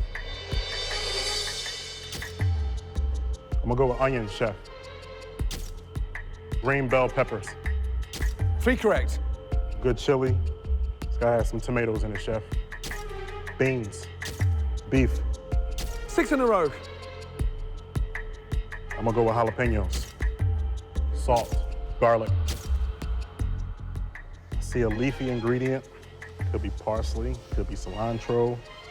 The pressure just starts really getting to me. And I'm praying at this point, please, please not be able to tell whether it's parsley or cilantro. I'm gonna go with parsley. Parsley. Parsley. If there's no parsley, Whitney is safe. Parsley, yes or no? No, there's no parsley. 9 correct. Whitney, congratulations, upstairs. Oh my God, like all this pressure of watching Farooq name all the ingredients, it was overwhelming. I was so happy to get to go up and watch the next person as they are in all the stress of trying to name the ingredients. Jenna, there's only 4 contestants left. Farooq got 9 in a row. You need 10 out of 20 ingredients. Okay. Will Jenna, the Texas homemaker, be able to beat Farooq with her knowledge of Texas-style chili? So Jenna's up, and she's from Texas. Texas-style chili's gotta be in her repertoire. I'm like, all right, man, just breathe, breathe, breathe. First ingredient, what was it, please? Beef. Onions. Celery. You are correct, there is celery. Well done. Green bell pepper. Garlic. Salt. Tomatoes. 7 ingredients in a row.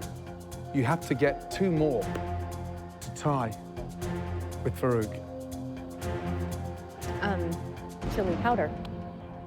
Chili powder. Joe, yes or no? Jenna, there's no chili powder. Oh dear. Farooq, congratulations. Join upstairs. Well done. Only getting 7 is a fairly low number. It's not looking good.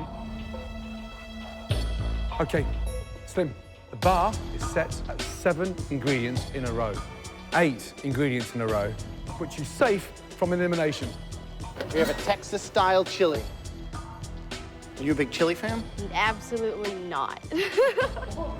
Not comfortable with it, or just have had it but don't really like it? Or what? I don't like it. Yeah. I just You don't like chili? No, I do not. Maybe it's time to start. I've never made chili. You've never made a chili? In my life. She says she's never cooked chili. She's saying she doesn't even like chili. And I'm thinking, thank God. Once again, Slim is forced to confront an unfamiliar food, and her limited repertoire could cost her everything. Ingredient number 1, please. Celery. There is celery in the chili. Beans. Onions.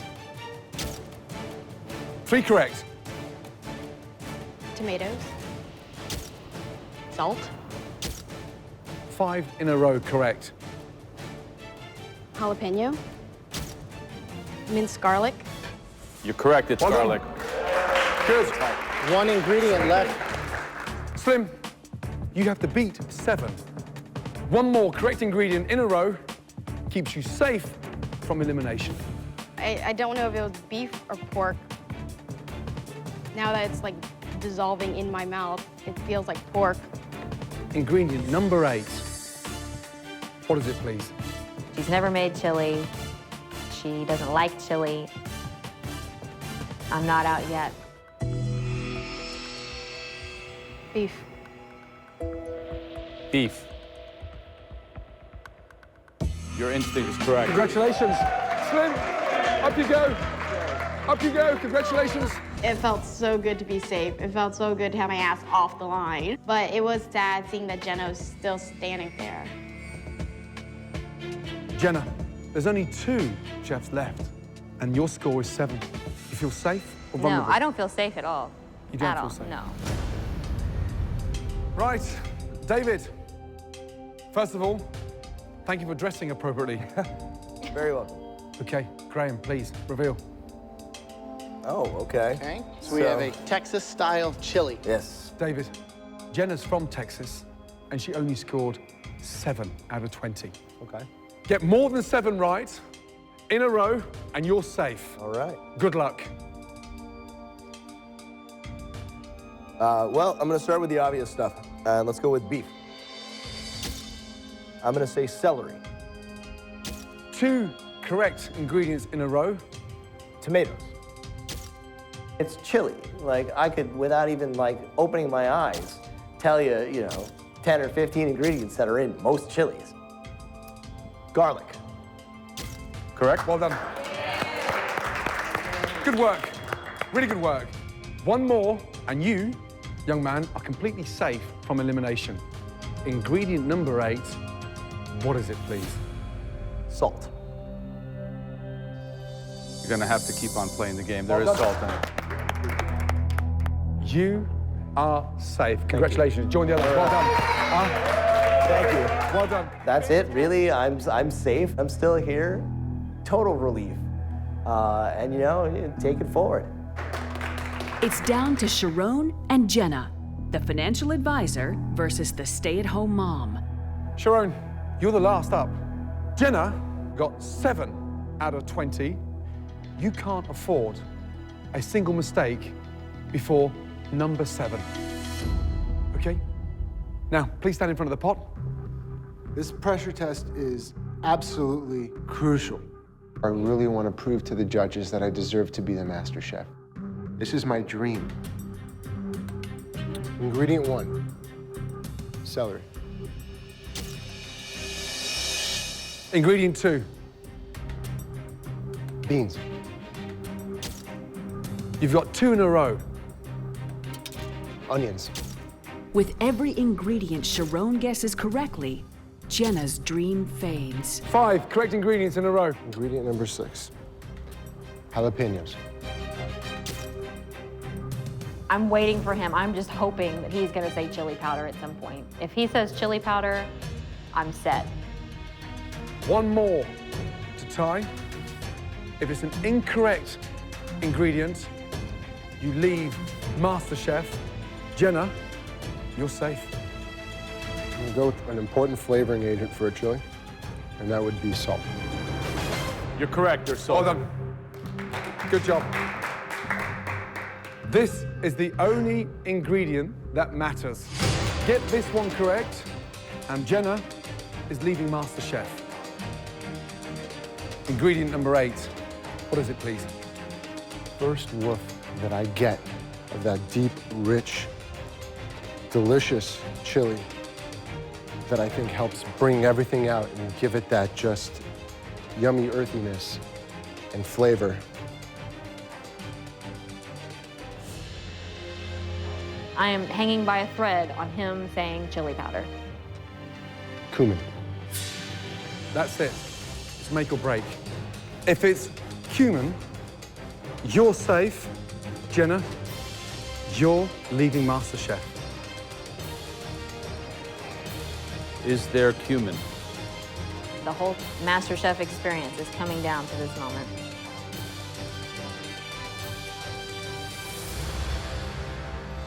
Congratulations. Really well done. Really well done. Please go upstairs and join the rest of them.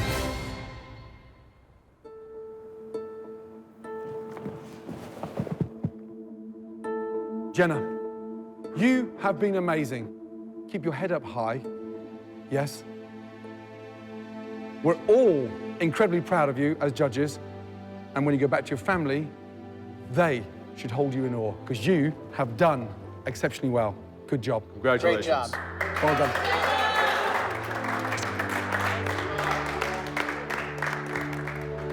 It is a big deal to be going home. The MasterChef experience was life-changing and amazing.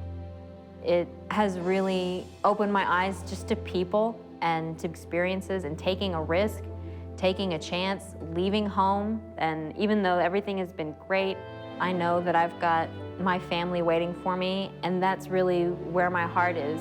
And I'm happy that I'm gonna be back with my kids and my family.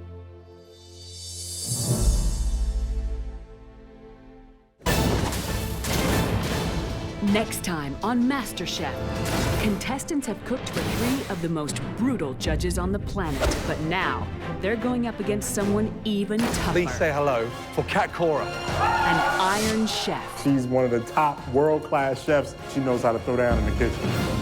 If your dish is better than Kat Cora's, you catapult yourself to the final 4. It's the ultimate cook-off as we continue our quest to find America's first MasterChef.